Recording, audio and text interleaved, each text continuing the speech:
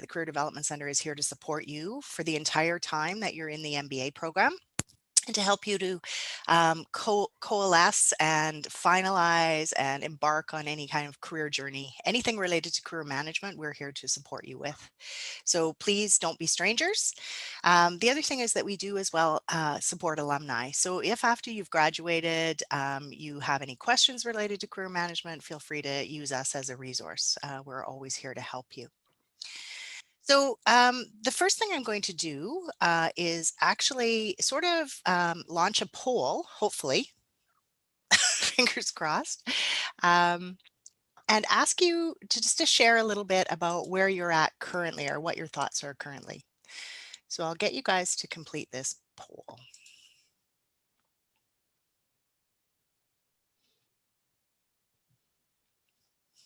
Can everyone see it? Katie, I need you to nod your head. Yes, sorry, it's visible and I can see that people are answering. Thank you. I know sometimes there are issues if people are on tablets or on mobile devices, they can't always see. But almost 75% of people have already answered. So yeah, I see that now. Okay.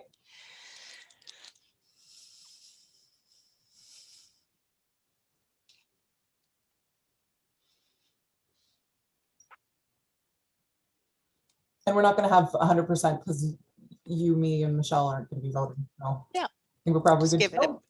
Okay. I'm just writing down the answers here. So 38% are employed full-time. Actually, sorry, I'll end the polling and share the results so you guys can see as well.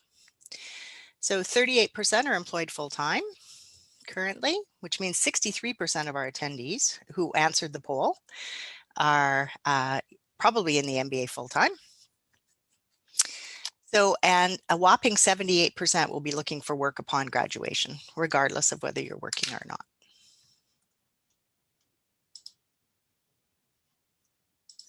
So I'm just going to stop the poll now. So that's amazing. 78% are going to be looking for opportunities. So that means that even those that are working are probably going to be looking for a change, whether that's a promotion or within your own organization that you're currently working in, or a change of pace altogether.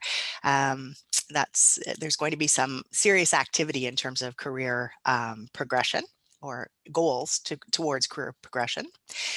In a recent study, 61% of employees indicated that they were satisfied with their jobs, which is really a high percentage. But then interestingly, in the same study, of those 61%, how many were interested in or open to new job opportunities? 82%. So career activity and career management and career movement is happening all the time. On average, a person will change jobs currently 12 to 15 times in their career. Average time at the moment in a particular position is 4.6 years. So people change jobs less than every 5 years right now. And that has been reducing steadily for the last 10, 15 years. Average time in a job for people ages 25 to 34 is 3.2 years. So things are happening. People are moving in their work. When is the best time to change jobs? We get asked this question all the time. When is a good time to change jobs? So really and truly, from a career perspective and a career management perspective, the bottom line is that it's a good idea to put in enough years to learn and to grow in a particular position or an organization, but not so many years that your skill set becomes stagnant or entrenched in a particular company's way of doing things. If you're moving, and oftentimes movement in terms of seniority and responsibility, as well as titles, as well as salary, will increase exponentially if you move jobs. So you might be, if you're staying in a particular organization for a long period of time, you're kind of aligned to the annual performance review and raise process, which often in Canada isn't more than 3% annually, even if a company is doing really well. So if you think about that versus moving to a different organization and taking on a higher level title, you can now negotiate your salary. And typically you're going to negotiate for higher than 3% or you're going to receive an offer that's higher than 3%, or you may choose not to make that move because of course there's always risk inherent in a move.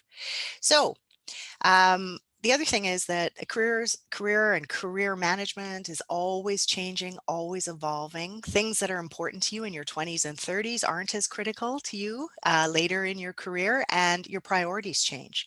So big life moments can alter your perspective and change your career goals. So in terms of today's agenda, we're going to spend about 2 hours talking about a diversity of career management topics, and we're going to hit on a lot of different things. Um, and then we're going to take a 15-minute break. There will be a 5-minute break in that 2 hours as well, but it'll be really short. Then we're going to take a 15-minute break, and then we're going to come back and meet with Donna Anamanchuk, who is a civility expert and an executive coach, who's going to talk to us for the last part of the session on business etiquette and dining tips. So course objectives for today, these are some of the things that we're going to cover. We're going to talk about career goal setting, planning and preparation. We're going to focus on some job search strategies. We're going to talk about networking and the benefits of networking. We're going to look at the power of a elevator pitch and when it can be used. We're also going to touch briefly on salary negotiations, and we're going to focus a little bit on using social media for career management and for job search.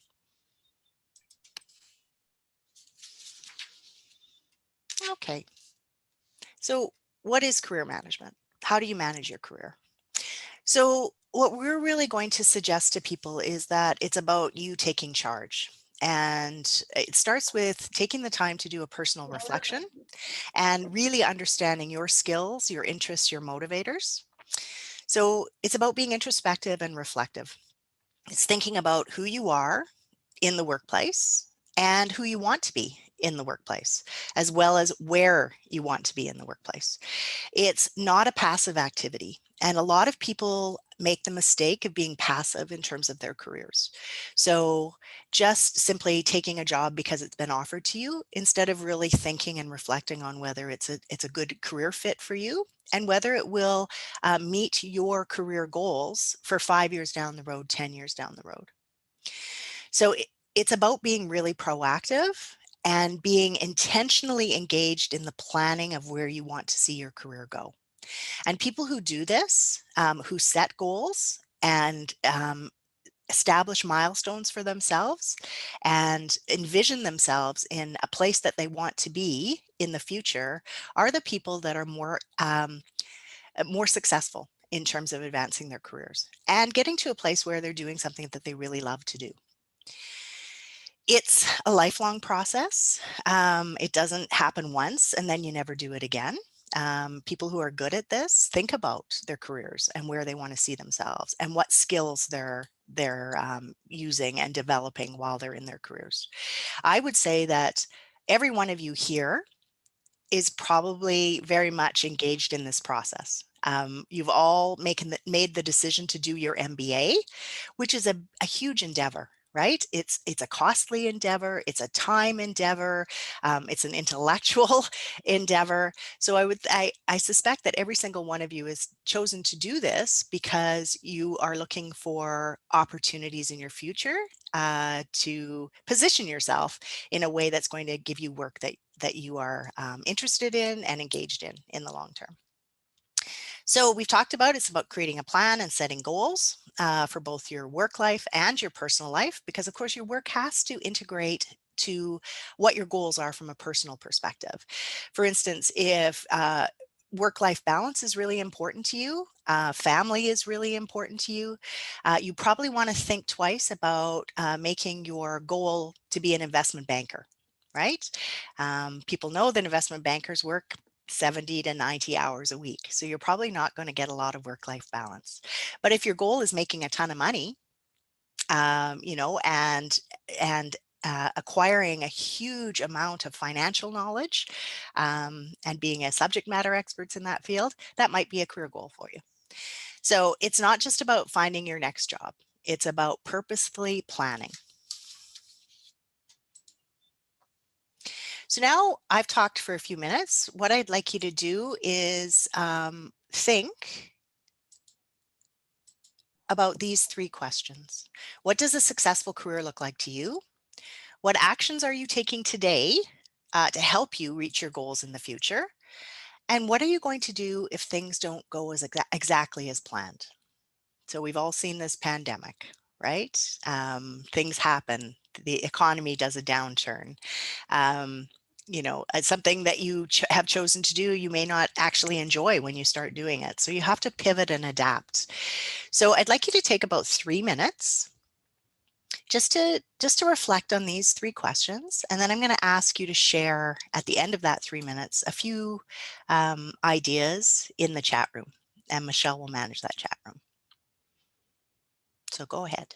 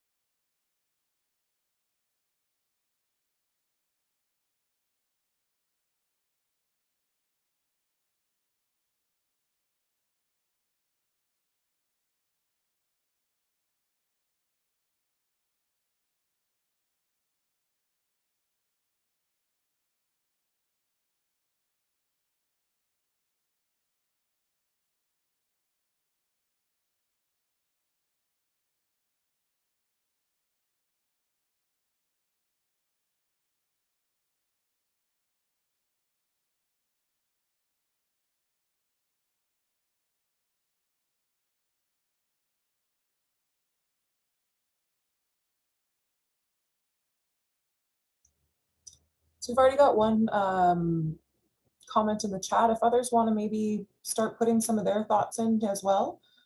So far, Anubrata said that a successful career path is where I am learning and collaborating with the best minds in the industry. That's excellent. Getting an MBA is the first most important action. Someone else has said. Absolutely. Work that I like, organization that takes care of my growth and well-being, provides competitive pay, work that suits my long-term goal, gets proper earnings, and can also make my work-life balance. So it's important when we're talking about these kinds of things to think about what that long-term goal is, and we'll get there over the course of today. And depending on which assignment you choose at the end, might get there a little bit more through that. More work-life balance, being efficient, value add, friendly atmosphere, positive changes, self-fulfilling, 30-hour work week, good salary, investing time and money now for benefits later, a union job, lasting impact on others, working in the same domain that I aspire to. Lots of work-life balance coming up in the comments. Positive difference, lead and inspire teams, influence change. Has anyone written anything about what you would do if things don't go exactly as planned? I mean, obviously that depends, but what would be a strategy around that? Not yet, no.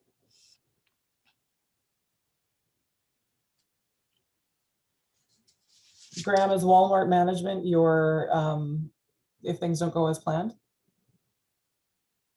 You can unmute and answer that one if you want. Yeah, Yeah. okay. I thought so. I was gonna say, I picked up your sense of humor, I think so.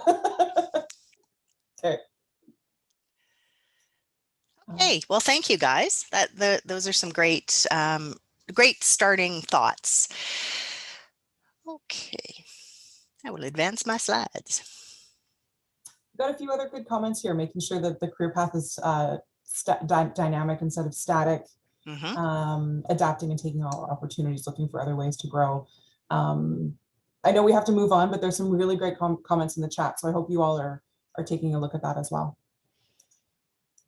And me too. Maybe I'll go back and look when Katie's talking. Okay, so we've talked a little bit. I've alluded to the fact that goal setting plays a huge part in successful career management. So, you know, goal setting allows you to manage your career now and the years to come.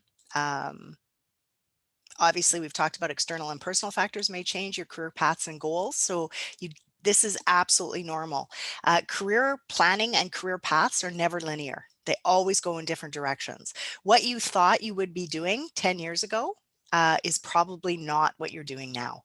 And that's very, very typical. So be open, be flexible is what I would say in terms of reacting to obstacles or barriers that may come up to your career plan, but also to opportunities. There are jobs that are going to be available in 5, 10 years that are not even named, that we don't even have an idea of them yet. So as long as you're keeping your skills up to date, as long as you're, you know, prepared to adapt and move in those directions, those can be some really exciting opportunities for you. So the most important thing though is to have a goal in mind. And the reason that this is so important is because it provides the motivation to move in the right direction.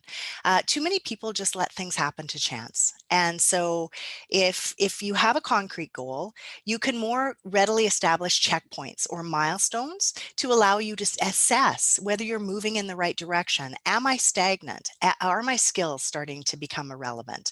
Am I doing what I need to do to be able to progress to this next goal, and then following that, your larger and grander goal. Again, as with everything, and I'm sure all of you are very type A personalities or you wouldn't be in the MBA, the more concrete your goal is, the easier it is for you to envision yourself getting there and to take the proper steps to be able to get there. So we're going to go to our first handout, first and second handout actually, in the resource materials that we provided to you. And it's a goal setting worksheet. So does everyone have it? I hope everyone can see it. You can see that what the sample looks like on your screen here. And I will apologize because my screen, I have two screens obviously, so I'm looking at some of my notes on the right side, so sometimes I'm not looking at you. But basically what we want you to do is be very specific in terms of setting your goals. So how we do that is we create what are called SMART goals. I'm sure most of you have heard about SMART. SMART stands for any number of these words, this acronym. You know, it can be specific, it can be significant, measurable, motivational, achievable, action-oriented, realistic, rewarding, results-oriented, time-based, trackable. Use whatever acronym of this works for you.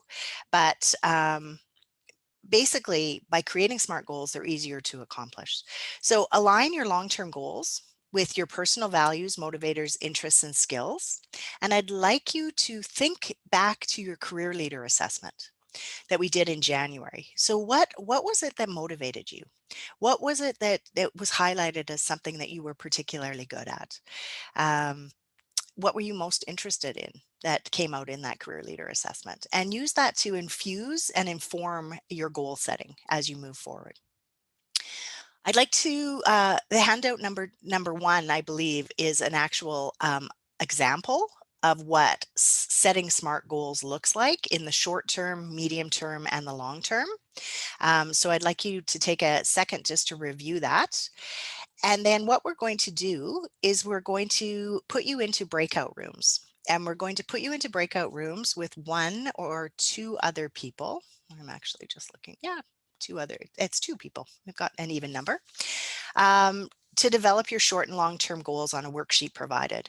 Now, we're going to take a little bit of time to do this. Obviously, this is an exercise that could take hours for you to think about, but we want you to think quickly about this. We're going to give you about 7 minutes to work with with a partner and both develop short, medium, and long-term goals using that sample template. And then I'll bring you back into the room and I'm going to ask a couple of people to volunteer and share so we can get a sense of what that sounds like. So I'm talking, and I'm also, Katie, you can't do breakout rooms, can you? I cannot. Okay, so I'm going to do it. Remember, in terms of the numbers, that there are 3 people who won't be going into breakout rooms. You, me, and Michelle. Okay. So I'm going to create a breakout room. I'm hoping that everybody can see in the chat. I know that the PDF that we sent you is very long, so I put the page numbers in there. The whole PDF isn't paginated, but hopefully your PDF viewer is. So you're looking for page 5 and 6. Yeah. Sorry, guys. This is just going to take a sec. To options.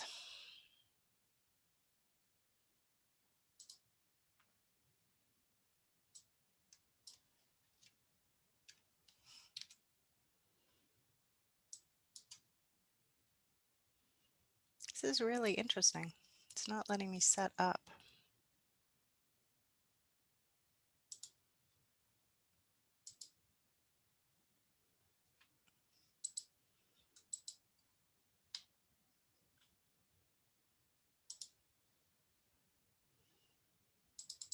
Okay, I got it.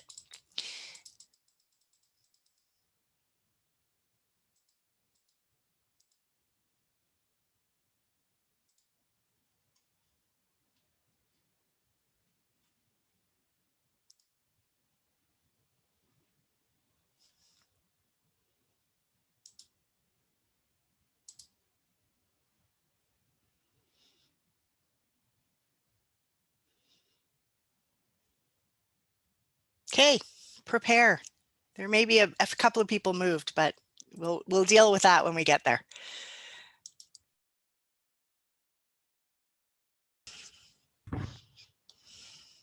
Do you hear that too? Or is that just on my computer? No. You don't hear it? Oh, Abdullah is stretching. Oh, sorry. Yeah, for some reason, this doesn't automatically mute people when you come into the room. So please do mute yourselves as you come back in. It was just coincidental, Abdullah. I happened to see you stretching as you made that noise. So otherwise, I would never have known who it was. Good timing. Probably shouldn't have called you out. That's not good, facilitator. That's okay. Thanks. Okay, guys. So that I know that was super, super fast. And as I said, like it would take a long time. This is a reflective exercise and it will take some time. But I'm wondering if anyone would be willing to share an example, just so people can get a sense of what it looks like, other than just the sample we gave you. Kelly, are you hoping that we can get some hands raised and yes, somebody would please, unmute to share? or unmute? Yes. Okay. First come, first serve. All right. Extra points, bonus Kathy. points. Hello, good evening, everyone. Yeah, today I was paired up with Matthew. So both of us, we already know each other from our previous class. So both of us, for our short-term goal is, I'm from IT and he was from FMCG. Both of us are looking forward to a career change. So mostly to the finance industry. That was our short-term goal. And the medium-term goal was something like we wanted to take forward, like in our career, we wanted to make a positive impact at the same time with a work-life balance and a rewarding career. But we both agreed upon, like we were both in the same point where we don't want to, jump any ethical or integrity-related hoops in order to uh, push us forward in the corporate ladder. So that was a point like we both of us just matched together. I think that is a very good thing because money should not be the ultimate thing. There should be like we have to make some positive impact wherever we are working, and ethical and integrity related things should never be free. And long-term goal we didn't discuss. It was not enough time to discuss that, and obviously, it was like both of us didn't know what we are going to do in long term. Okay. I don't think whether it's a good thing or not, but yeah. It's good to have identified that so that you can maybe start thinking about what that would be. We both believe that it'll keep evolving. As just Kelly said, like in another 5 or 10 years, we will not know what is the job that is going to come up. And if we are up to the skills and if we are interested, we might learn that and we move forward with it. Mm-hmm. So So that was something we discussed. So thank you so much for sharing, Cassie. That's great. And certainly those are some really important philosophical guidelines that you're going to want to follow. Both of you, it sounds like, are really committed to ethical. But I'm hoping that with a little bit more time, you can come up with a bit more specific goal. How are you going to do that? How are you going to ensure that you maintain an ethical approach to your careers? So, I mean, it could be a matter of taking, depending on what your industry is, it could be a matter of taking particular certifications. It could be taking, joining an organization who's focused on, I don't know, financial, ethical sustainability or something. It could be volunteering on a board or something with an organization that is focused on microfinance, or like, so you have to get a little bit more specific, because again, if you just consider the fact that you want work-life balance, or you want to work at a place, or you want to be able to give back or contribute positively to you're not really setting a specific actionable goal. It's more about a philosophy of what you want to do, which is critically important to have identified that. So, I mean, I'm really, congratulations to both you and Matthew for having given that some thoughts and understanding that that's a really important motivator for you both. But in terms of SMART goals, you need to kind of create a really actionable, tangible milestone in the short term. Getting your MBA, right, is a milestone. That's a target goal, and you're taking steps to move towards that by taking your classes and these courses, etc.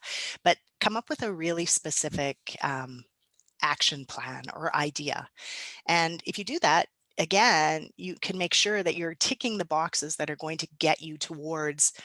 You may not know what the title is exactly, but I mean, maybe your end goal is to be in a position in an organization where you can influence decision making to ensure that it's ethical, sustainable, whatever it might be. So it could be a management role or decision making role or leadership role. Title is not so important, but end goal of where you want to be and how you want to influence is good. Okay, I think in the interest of time, I'm not going to take more than one because we had to talk about that. But I'm going to move on to the next one. Again, at any point, if you want to meet with any of us to discuss these in more detail or to try to fine tune them a little bit, we're available for you. Okay, so let's talk about career planning and preparation. So I'm hoping that you were able to review the long view, which is our handout number 3. Quite a convoluted page, but it's 13 pages. But I thought it gave some really interesting insights into thinking about your career absolutely as not a sprint, but a marathon, and breaking it into really 3 main stages in your life. So your careers are like you'll spend probably 45 years on a career. And in fact, point of fact, as he says in the article, most people spend more time in a career after the age of 40 than they do before. So if you think about it as 3 main stages, the first stage being like kind of the first 15 years after you get out of high school or university, depending on how you're assessing it. Really, you're building skills, you're taking on experiences, you're building relationships that are going to help you to make decisions about what you want to do and are going to sort of be the foundation of your career. So if you are more proactive in those first 15 years, are thinking intentionally about what it is that you want to do through the goal planning and goal setting, you're able to capitalize on what's happened in that first 15 years. And each one of these stages is interrelated. So the work you do in stage 1 sets the stage for your opportunities and what you are able to do in stage number 2. So again, stage 1 is about laying the foundation. Stage 2 is your next 15 years of your career, which a lot of you will be embarking on in the next 5-10 years, where you really want to focus on your strengths. So weaknesses are things that you want to mitigate, you want to try to heal, but you don't want to be working in an area where the bulk of your work is focused on things that you're not good at. So really stay focused on your strengths. Try to do work that you're able to become a subject matter expert in. And for most of us in that second stage, we are able to work in teams or build teams. So try to pick people, have people around you that complement your strengths. No one person does it all. And we're going to see that quote again further into our, because it's a really important quote, but you know, everything that we do in our careers is complemented by other people, whether they're on our team or colleagues or, you know, other departments. You can't possibly do everything well. So focus on your strengths and surround yourself by people who complement you and make you look good. And then stage 3 is your last 15 years of your career. And really, this is the point where you're going from a leadership role. You'll probably still be in a leadership role, but you can be doing succession planning. You can be building up the next generation of people to take over in your role. You can be advising. You can be moving from a mentee position to a mentor position. And it's really where you as a person are able to share your wisdom and expertise and become the teacher to people. This is also an area where if you decide that you want to work after you retire from your main job or your main career, and lots of people are doing this. Lots of people in the 60s and 70s are working in the gig economy. They're doing consulting work. They're sitting on boards as subject matter experts. You have to have a kind of a post-retirement plan. So this last 15 years of your career, the final stage of your career, is about building the skills that will allow you to be relevant and be a subject matter expert so that you're in demand when you do decide to step away from your corporate role, if that's what you're in. So the most important thing here is to really ensure your skills are up to date and that you stay relevant, because past experience is really important as long as it informs the current situation. And so if that's a plan for you, start thinking about how you can do it. So at the end of this, what I am going to say is that you've invested a lot in doing your MBA. So don't leave your career to chance. Make sure you create a career plan and that you have goals and you have a career strategy. And if you do that, you'll be able to leverage your MBA and all of your work experience in order to be doing work well into your 30s, 40s, 50s that you're interested in, that motivates you, and that aligns with your goals. Okay, and now I'm going to turn it over to Katie. All right, so let me just double check that I have control of Kelly's screen here. We stopped sharing. I need to get control again.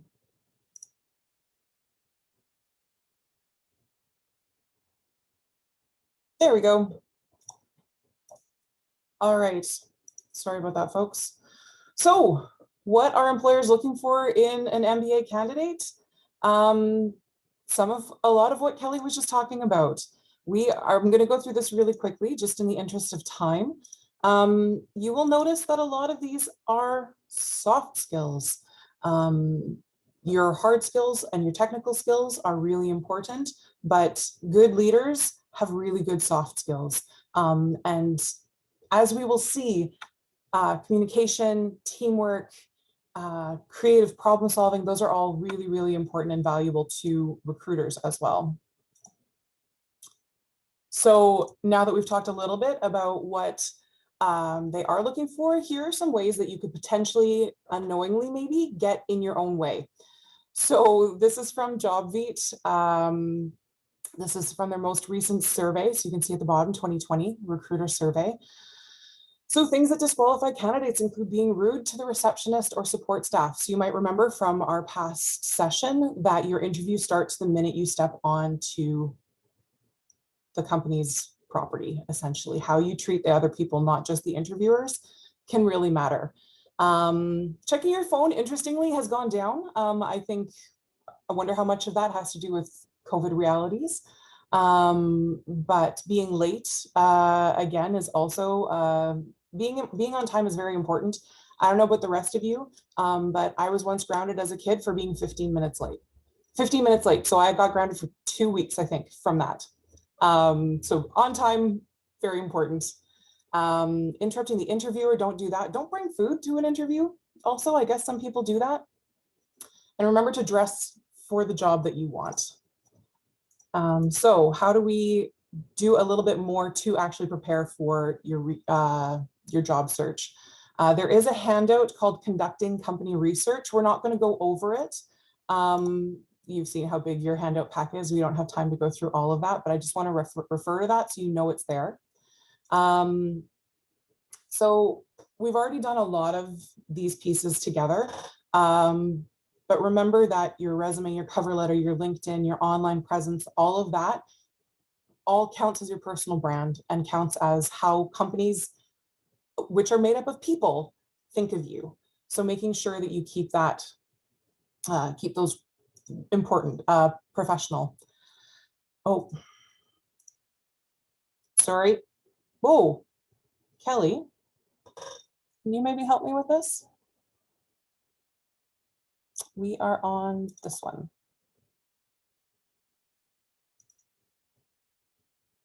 Okay.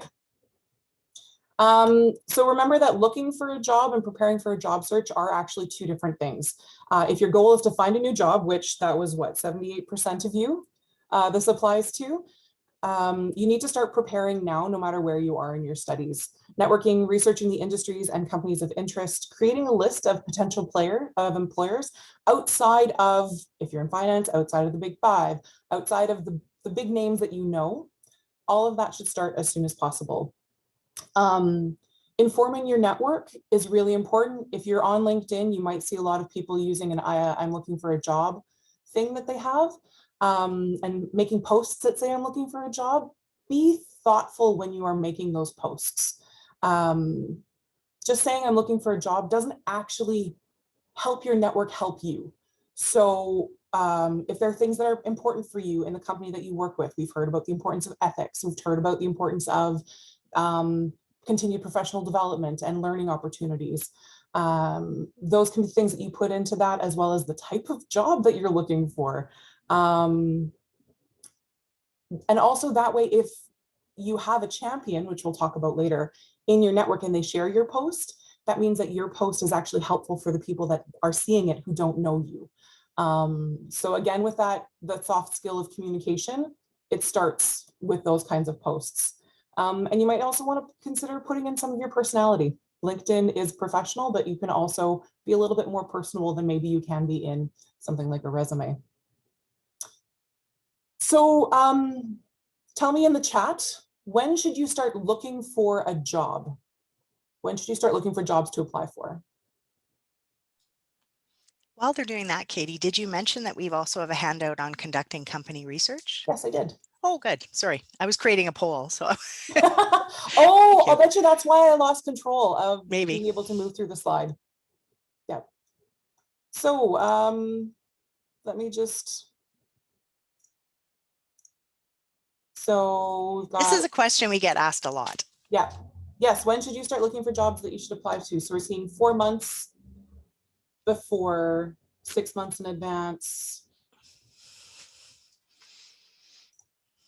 Yeah. So the answer is 6 months in advance. You're not going to start applying because those jobs move pretty quickly. And so if you're looking to apply for jobs 6 months out, there's potentially going to be a little bit of a conflict between when you're actually able to start working and when they're wanting you to start working. So 6 months out, though, you should be starting to look at what's available. This is where you're doing your data gathering. You're going to look for things to make sure that you're adding to your resume. You're going to look for keywords. We're going to get into those later. Competencies, transferable knowledge. Think, especially if you're changing careers, how can you take what you've done and talk about it in a way that's meaningful for the new industry that you're looking to get into? as you're looking at these job postings 6 months out, are there certificates that you should maybe be pursuing to make sure that it's obvious that you are ready? So 6 months out is when you can start looking. But when you start applying is more when the time that they're looking, you often have a start date in a job posting. So when that start date aligns with when you're available is when you start applying. Okay, so we've talked about, I'm sure we've heard about the invisible job market, but let's start with the visible job market. So with an increase in social media, particularly LinkedIn, but it's not the only player in this market anymore, more and more positions are being advertised. And depending on the search that you use to look for how many, anywhere from 30 to 60% of jobs are unadvertised, which means that the majority of jobs are visible as opposed to advertised, because they're not necessarily in ads.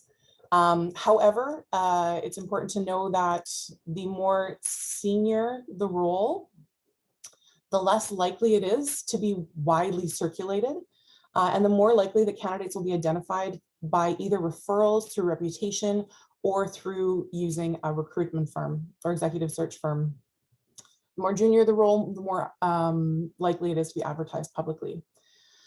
So companies can get the word out through Twitter, company websites, LinkedIn, TikTok is even being used for really kind of entry-level jobs.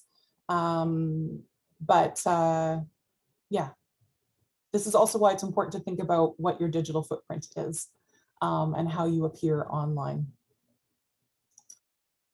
Sorry, there's always a little bit of a pause because I don't have the notes up on my screen. I have to flip back and forth between two documents to advance the slides for you and the slides for me. So let's talk about the hidden job market. It does include the unadvertised positions, but it also includes the positions that maybe you didn't see because there's just so many out there. There can be a lot of, especially if you're on LinkedIn, there can just be a lot of job postings showing up. And maybe the LinkedIn algorithm hasn't quite figured out what jobs to show you yet. So that can also include the hidden job market, but really we're going to talk more about the actual hidden job market. So these jobs that are not posted. How are they filled? They are filled mostly through networking, internet sourcing, or creating your own opportunity. Let's talk a little bit quickly about why companies might not advertise. Maybe they don't have the time or money or expertise to recruit in a more traditional manner. Maybe there's a hiring freeze, or maybe they've got a new business revenue or unexpected growth, and they want to keep it secret because news of a significant hiring might tip off their competitors, and they're wanting to kind of keep that hush hush. They could prefer referrals from proven performers in their own company or contacts, or they're using a search firm, like we've referred to a few times, those kinds of things. So right now we're just going to pause and Kelly is going to launch a quick poll.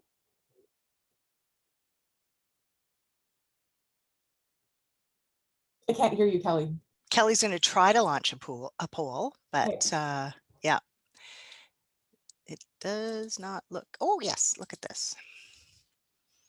Okay, here we go. Success. Jeez, you think after a year we'd know how to use Zoom. It's still always a challenge.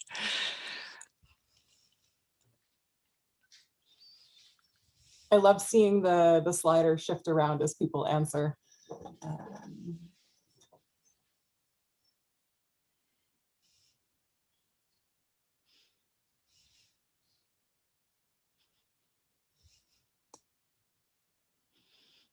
Okay. I guess while we're finishing that poll, just I just want to say that jobs that are advertised, like on job boards, et cetera, are much more highly competitive than the hidden job market. So you face a lot more competition and it's a bit more reactive an approach to job search, whereas the hidden job market takes more time. It's definitely harder to access, but the competition is much less and the return on investment is bigger. So I'm going to share the results. Oh, I've already got them up there. Oh, perfect. Yeah, I was like, what's going on? Yeah. Okay, so close to 60% of you have found your current job, or your, I should have said, or your previous job through networking or referrals? Yeah. So I'm going to stop sharing now. Katie, if you're okay with that. Yeah, no, that's great. So just one more thing that you might want to think about is if you are doing a job search outside of Winnipeg, it's really important that you get connected in with search firms related to your field or alumni chapters. There are U of M Asper alumni chapters in Hong Kong, Calgary, and Toronto. You can also connect in with Courtney Thompson, our alumni person, to see if she knows of anybody in a market that maybe you're interested in getting into. But research the market, organize information meetings, join associations, look for student rates. Not only for the fact that most of them have job boards, but because this is how you're going to network. And if you are a person who knows that you want to point in a particular direction without having something particularly refined in terms of the job that you're really interested in, this is a good way for you to help kind of narrow things down from I'm interested in this field to I'm interested in these particular types of jobs. So thinking about it that way, associations are really great. And even if you can't for some reason afford a student rate, see if they've got a publicly available newsletter that you can join, or maybe they have events that you can afford on occasion or are even free. And also you're going to want to use your online profile to connect to as many groups and people as possible that can assist your efforts. The main way to tap into this hidden job market is to say yes to invitations. That includes social gatherings. For those of you who are already here in Winnipeg, you know this, Winnipeg is just a big small town, and you never know who your connection, who could bring you what benefit, as well as what benefit you might bring to other people, because that's a really important part of networking, is it's not just what's in it for you, it's how can you help other people. And based on what we saw in terms of the types of goals people have, you know, it's going to be a lot of you care about making a difference. And so networking has a bit of a weird reputation depending on how you feel about the word, but really what it is helping people. And in the process, hopefully helping yourself. Kelly, there is a quick question here in the chat. What's the right time to reach out to search firms for folks who are interested in looking for a job? 4 months before they're ready to start, or? Yeah, I mean, again, it's 3 months. Like if a company has hired a search firm to fill a position, then they needed that position filled like 2 months ago, right? People generally in private sector, people don't post jobs unless there's a real critical need. So I would say 2 or 3 months before. Now, that doesn't mean you can't create a relationship with a recruiter. So you can reach out through LinkedIn to talk about the fact that you're currently in the MBA. This is what your focus is. You understand that their particular organization specializes in this particular field in terms of placements, and you can create a relationship with the recruiter. One thing I do want to tell you, though, is there's some confusion around recruitment firms. They do not work for you. Okay, they work for the corporate client that has hired them. So don't feel offended if they don't get back to you quickly or if they don't respond to you, because the bottom line is they are not going to contact you unless you have the required skills that they're looking for at this particular time. But we do a lot of events where recruiters are in attendance. We've had some in the last, we had some at our seminar number 2. So staying connected to those people through LinkedIn and following them, great way to sort of start the relationship, and then when you're ready to go. Hope that answered that question. Okay, so what are recruiters looking for? I find it really interesting here. If you look at the bottom circle, the importance of cover letters has gone from 8% in 2017 to 27% now. And I think that has a lot to do with what we were talking about in terms of soft skills, in terms of transferable skills, and as I will say momentarily, competency-based hiring. So it's how you communicate, right? If you can't communicate well within a cover letter, you're probably going to send nightmare emails.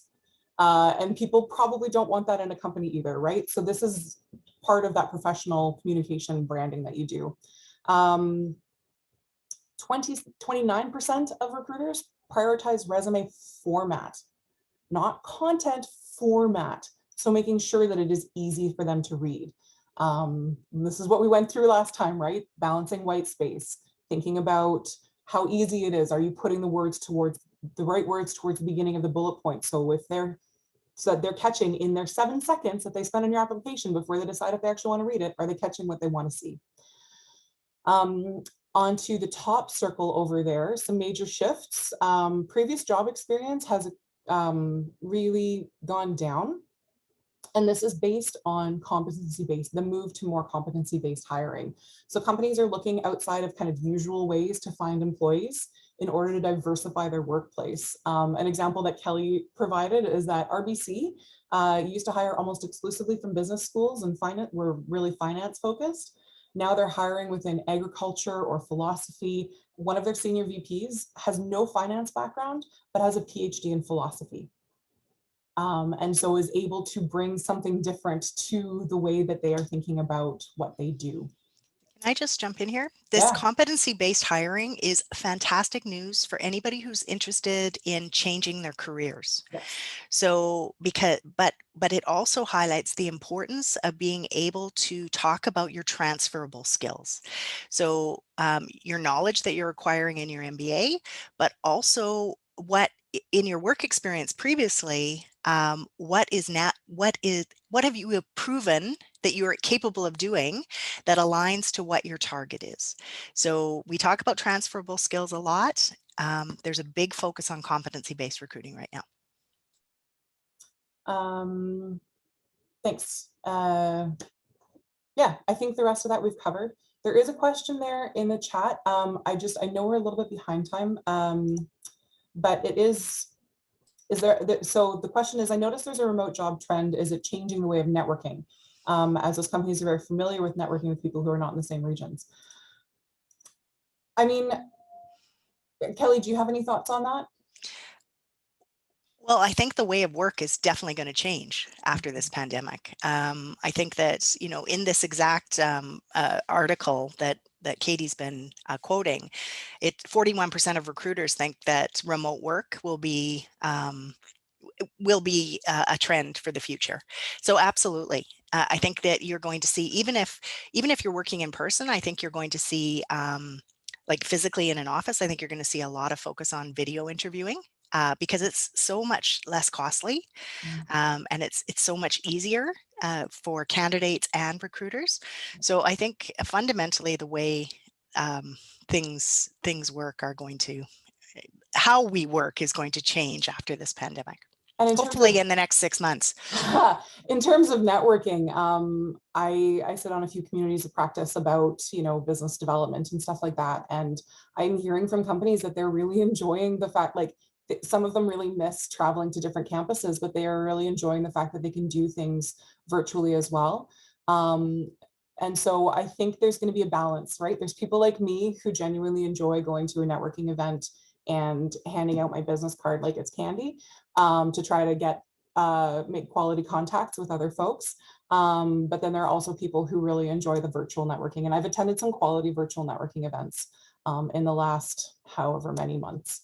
So it's hard to predict what's going to happen, but I'm hoping for some sort of hybrid. And I know some of us are already sick of that term, but there we are. So why do job seekers get stuck? There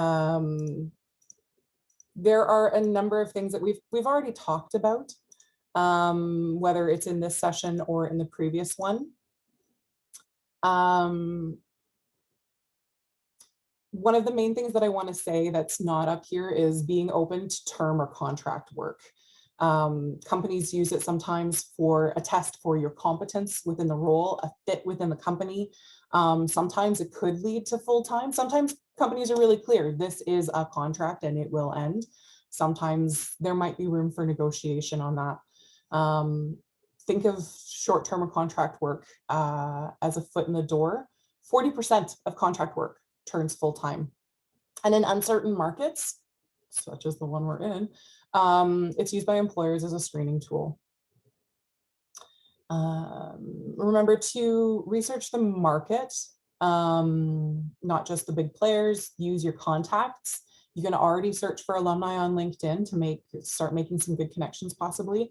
Search for recruiters online, as we've talked about. And I think that's enough here. So Kelly, back over to you. Okay, great. Thanks, Katie.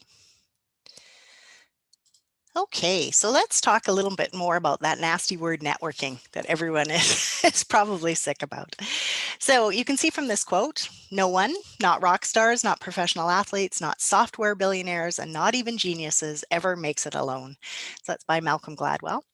So sometimes it's easier to think about networking instead of using that phrase. It's about relationship building, right? And networking occurs all the time. So if you, it happens in both your work and your personal life. So for instance, if you move into a new home, you may ask your neighbors, what's the best pizza restaurant in the neighborhood, or where is there a dentist close by? And that's you're seeking and giving information, and that's really the essence of networking. People who are natural networkers understand the importance of reciprocity. Katie already talked about that. It's really important to go into a networking, not always to think about what you can gain from it, but what are you able to give? So it's a two-way exchange of information. So try to give more than you get always, and people will respect that. Listen more than you talk is always what I say. Give credit to those who helped you get where you are, and be prepared to give back. And that aligns back to that stage 3 career area. Give back to people. Be altruistic. And in your goals, you talked about that, the importance of improving or giving back to your industry or company that you work with. So I'm going to hone in really on something that's related more to job search around the networking piece, which is informational interviews. And so one of the best ways to find out whether or not you have the skill sets or whether you're competitive in the market is to be able to network and have information interviews, whether they're virtual or in person or on the phone, with people who work or have worked in roles that interest you or in companies that you might be targeting. So informational interviews are hugely valuable in providing competitive information. They, again, allow you to identify key skills and competencies that are required in that particular industry or that particular role, to identify any industry trends that are upcoming that you can be in front of or try to get more knowledge of or expertise in. And finally, in identifying your value as a candidate in that particular industry, company, or role. So I always say it's about 20 minutes. You ask for about 20 minutes of people's time. You go in with an agenda, a plan of what you're going to ask them. What do you want to seek from these people? It's really important. It's very much like the mentoring relationship. It's really important that you set the agenda. You know what the information is that you're most interested in capturing from these people, and you value their time. Right? So if you don't have a goal in terms of meeting them and you just go in and say your name and tell me what you know, they're kind of lost, and they're not able to, first of all, they're a bit befuddled, which is a weird word, by why you've asked them to meet if you don't have an agenda, but also it helps them to help you if you come in with specific questions that you want to ask. And we can help you. We have a template that outlines how to set up a networking meeting. Never, ever ask them for a job. That's the most important thing. This is about information gathering. Obviously, if you're meeting with them and you're telling them that you're looking for opportunities in their company, or opportunities that they've done, or opportunities, and they know you're looking for a job, it's there, but you don't specifically ask for the job. So if you go in with an agenda, you're concise, you're respectful of their time, you ask them specific questions, you're going to create a positive professional reputation with that person. And so there are two key outcomes that can happen from information meetings. And the first is that you're starting to build a network of contacts in your chosen field. So this person can now, you can connect with them on LinkedIn. You can say to them at the end of the meeting, thank you so much. I plan on following up on these suggestions that you made. Would you mind if I connect with you in about a month to let you know what my progress is? And then the last thing you should always ask at an information meeting, is there anyone else that you would suggest I speak to? Because again, you're wanting to tap into their network of their contacts. And so if again, they've enjoyed the conversation, if they've found you to be professional, they very well may give you a warm introduction to somebody else in the field, right? So the first one is you're building your network of contacts, and that's really important. And the second is that they may provide contacts for you. They may even say, my company's not hiring, but I have a colleague that I work with who over at ABC company that I know that they're growing, and they may be looking for someone with your skill set. That's, of course, the end goal for all of it. It takes much more time, but the return on investment is huge. Even if it doesn't turn into a job, you being able to build those connections in an industry that you're wanting to work in can be hugely valuable in the long term. So we've given you a handout called 8 Tips to Request an Informational Interview. And you can look at it. Hopefully, maybe you've looked at it before, but if not, after this session. But the other piece that's most important and that will help you a lot in terms of these informational meetings and other business connections is the elevator pitch. So what is an elevator pitch? Basically, it's a summary of you. Who are you? Like what is your value brand?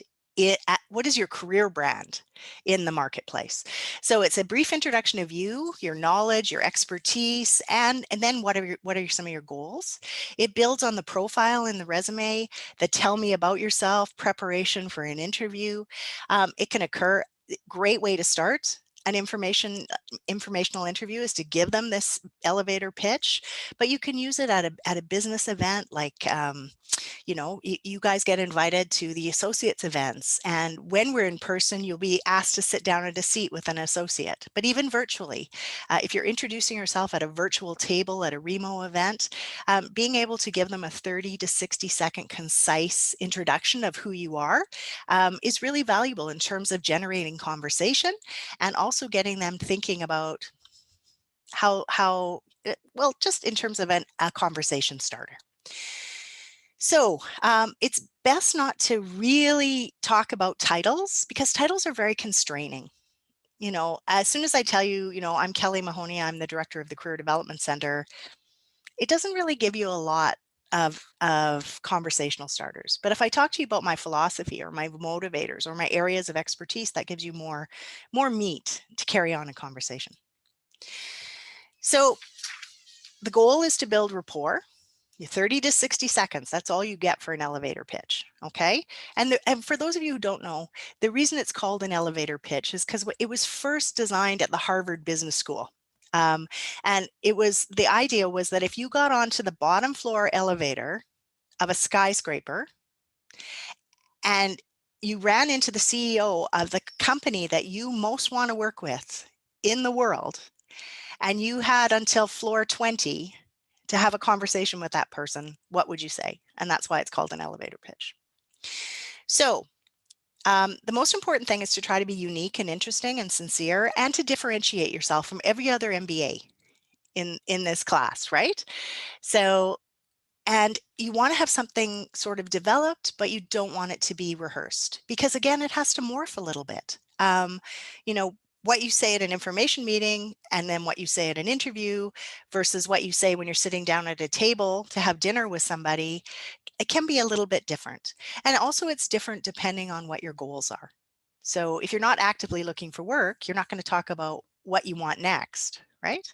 So we're going to actually share a video with you, which is just 30 seconds long. And Katie, go. I should unmute myself before I play a video for everyone.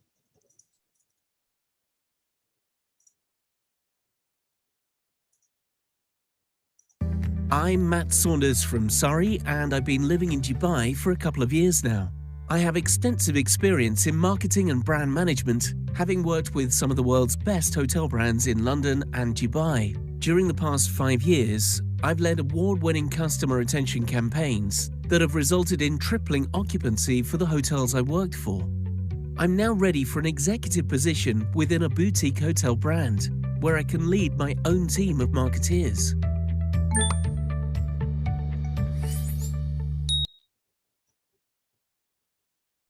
Try not to do that with your hand while you're doing your elevator pitch. Natural.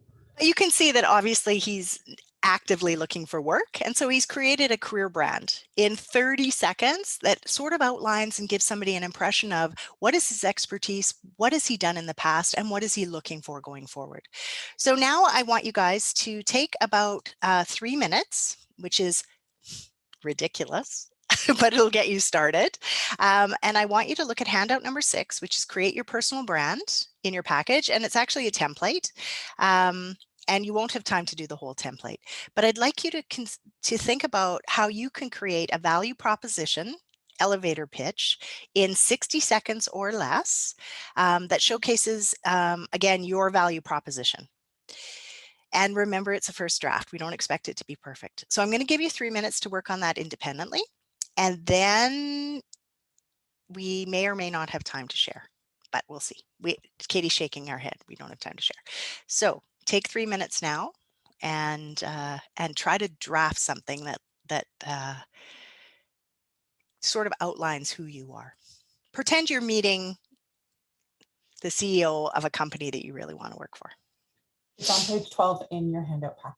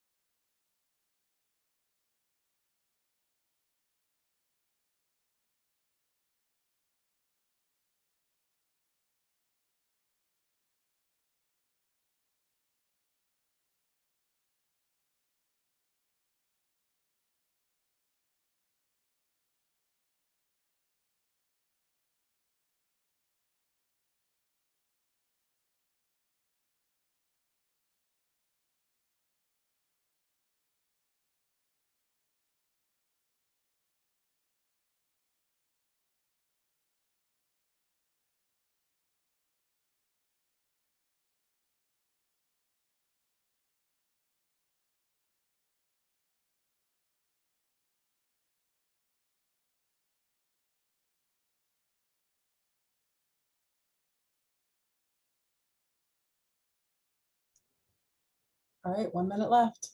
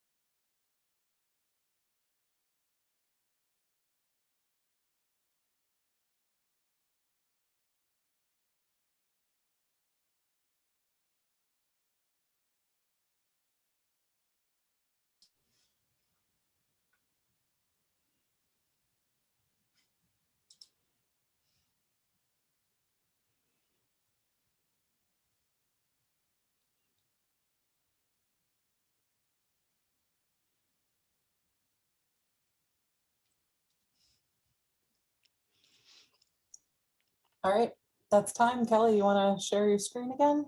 Sure. Thank you for letting me know it wasn't being shared. Yeah.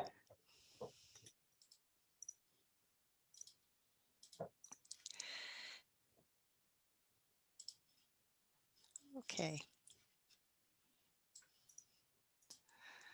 Now we got to move things around. Okay, so obviously that wasn't anywhere near enough time for you guys to develop a really effective and dynamic, unique elevator pitch, but this is a really important tool in your career management toolkit. So I would really strongly encourage you to take the time to do this. You'll feel much more prepared when you meet new people if you have something that you've already developed. So we're going to go to our next slide, which is based on the article that I sent to you, the long view. So I want to talk quickly about the career ecosystem. So basically, this pyramid kind of reflects the types of people or contacts that you should have in your ecosystem. So the bottom is obviously the bottom of the pyramid is your connections. So this could be thousands of people. Like for me on LinkedIn, I have close to 6,000 contacts. And it's interesting because I often have MBAs that will be connected to me, but then we'll reach out and say, I see that you know this person, and this person. And frankly, I don't know those people. Like there's probably I'm going to say maybe 250 people in my LinkedIn contacts that I really know well enough to be able to connect people to other people.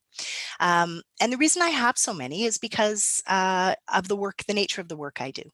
But it's important to continue to grow these connections. Oftentimes, like you could be a little bit more picky, but anybody, it's your cohort, your peers that are in your MBA program. It could be people that are in your professional association or your alumni association. Again, it could be people on social media, any type of channel that you're connected to. It's not just a volumes game. It's kind of about quality as well, unless you're in the same kind of role that I'm in. This connections area is also a great place for you to be able to access people for information meetings, people to gather information. They may not be your close peers, but they could be people that you could connect to. The next is your community of experts. These are the people that have special knowledge. They can make you look good.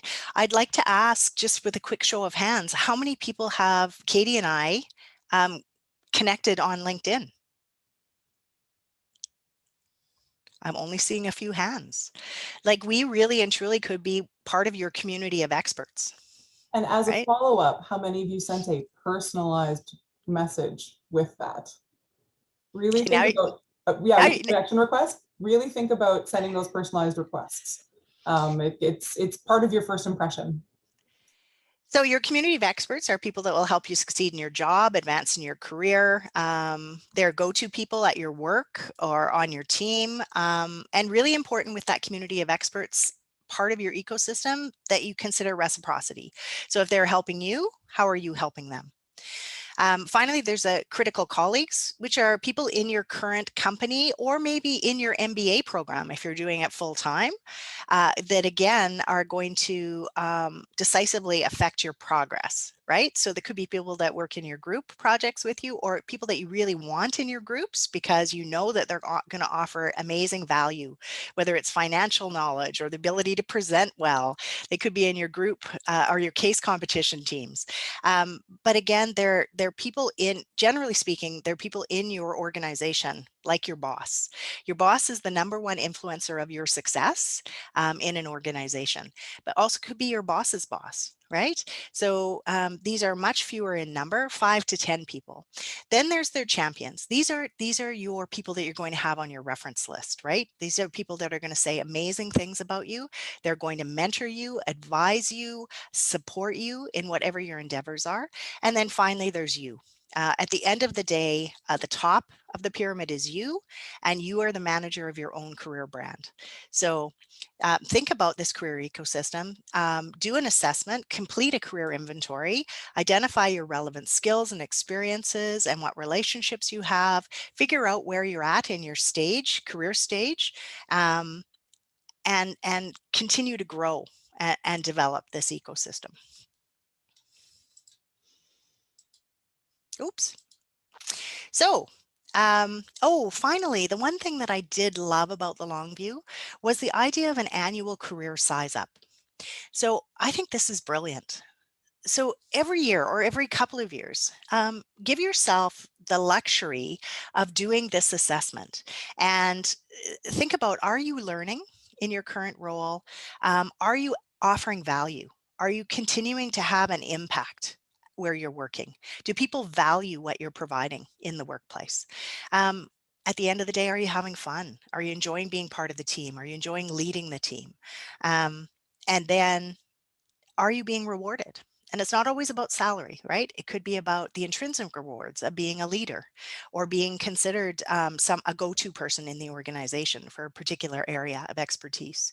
So, but if you do this every couple of years and you have positive answers to those questions, then you're probably in the right place at the right time. If you can't answer yes to these kinds of things, then maybe it's time to think about a move. Okay, so we're going to move to our last exercise before our break. So we're almost there for a 5-minute break. We've got handout number 7 here, which is 8 types of people to ask for a meeting.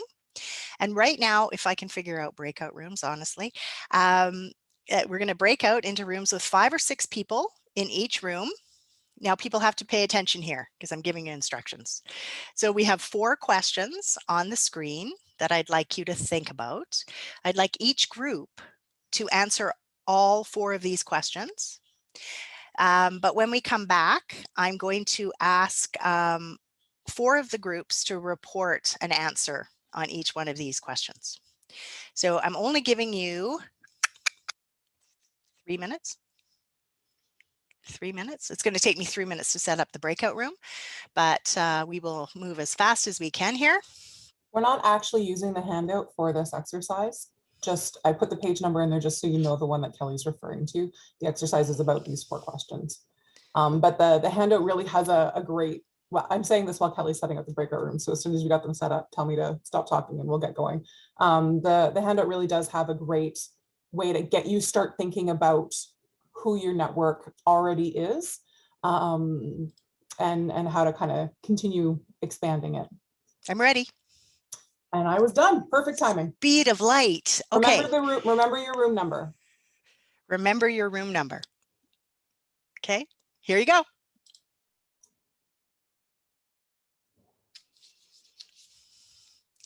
I'm just going to. Do you hear that or is it just me? No, I hear it too. Okay. What are we hearing? Recording. The recording. Oh yeah, I didn't hear it. Which is interesting. I've never It's heard that Mohammed. before. How are things, Mohammed? I think you're Oh, you are. I'm glad you're not delivering because your sound is really. You're a little delayed. Yeah. Staticky.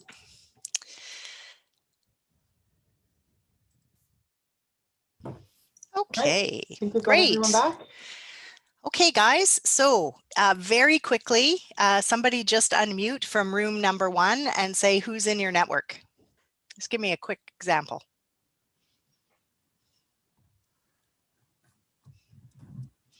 They're all going, who's room number 1? I think I can go. Perfect. So we have 5 people in room 1 and we didn't get a lot of time to discuss, but I think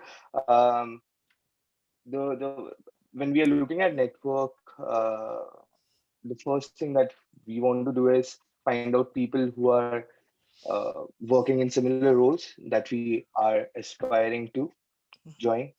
So I think that's what all agree to, I think. Okay, thanks, Anu. You know, I'm going to jump right away to what are your networking challenges? Because the last 2 are really the big ones. I think keep in mind, we're in your network. Your professors are in your network. Your MBA peers are in your network. Your family, your friends are in your network.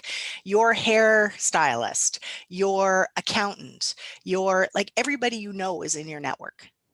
So what are your networking challenges? I can share that from group 3, or do we want Great. No, thank you, Gautam. Go ahead. So I can share my personal challenges because we did not get a chance to discuss it among ourselves. Hmm. My first challenge is people not responding. My challenge is what to write and how to write. My Hmm. second challenge is that I always have low morale and high expectations that people don't respond. So my motivation decreases. My third challenge is my strategy. How often do I send requests? What should be the frequency of requests? Timing of the day I should be sending the request? And should I be going top down or bottom up? Hmm. Oh, very good questions, and not ones I can answer here, but maybe we can take it offline. But I'm sure other people are challenged with that as well. You have to remember, you have to be realistic, right? If you're reaching out to 10 people who have no idea who you are, first of all, you have to do a very compelling message. If possible, try to create some kind of connection in that message. So if they're an Asper alumni and you're currently going to Asper, that's a great rapport builder, right? Or if they graduated from U of M and you're going to U of M, or if they've worked in a company that you really admire, like talk a little bit about that. But it has to be something compelling about you.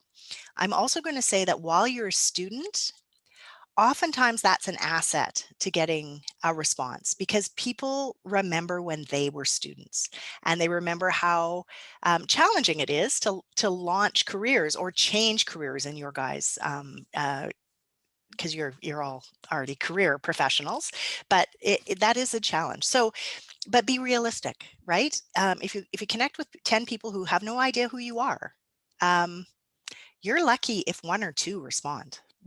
Like, that's a huge hit list. Like, that's great. That's a great response rate. Um, and I would say never reach out more than twice maximum, because then you become kind of a bit of a pest. And I would give at least 2 weeks between those requests. Katie, any other thoughts? I think you hit everything that I was going to say. Okay. Do make sure when you are writing, like the art of writing a concise but meaningful piece of content is a real skill that is going to do you well, especially if you're trying to connect with people who you don't have a connection with. So practicing those writing skills and then keeping them through with all of your further communication if they do respond positively.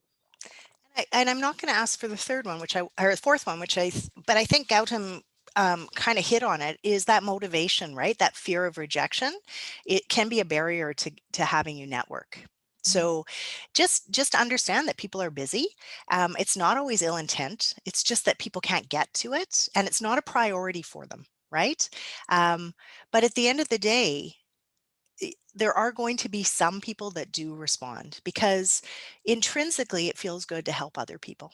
So if you write a really compelling message that has some connection to them, and you build on the fact that you're a student, like even like even for like think about what is a commonality that you might have with this person, right? Um, to build that Also, message. we'll get into this when we talk more about LinkedIn, but remember that you can follow people for a while and interact with their content before you actually send that request. So maybe they have a context for who you are, your name and your face are already familiar.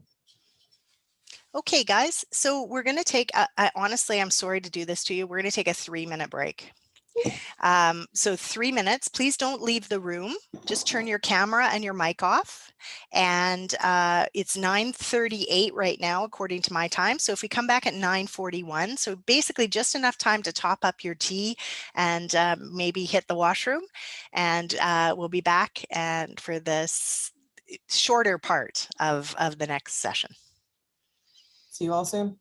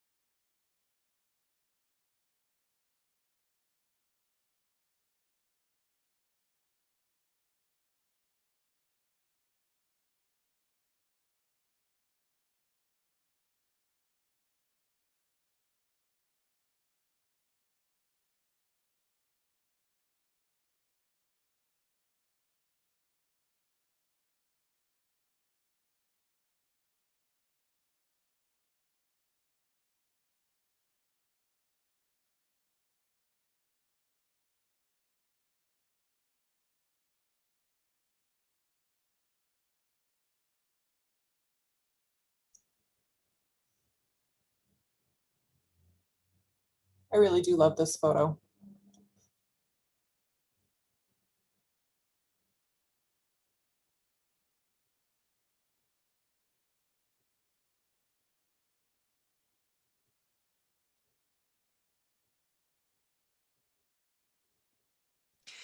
My husband's pretending he can't walk the dog because he has to be here for tech support.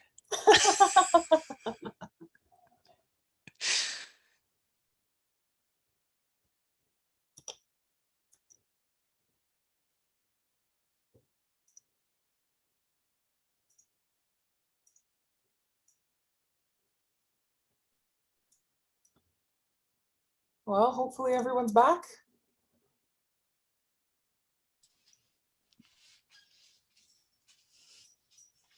Thank you. Yep.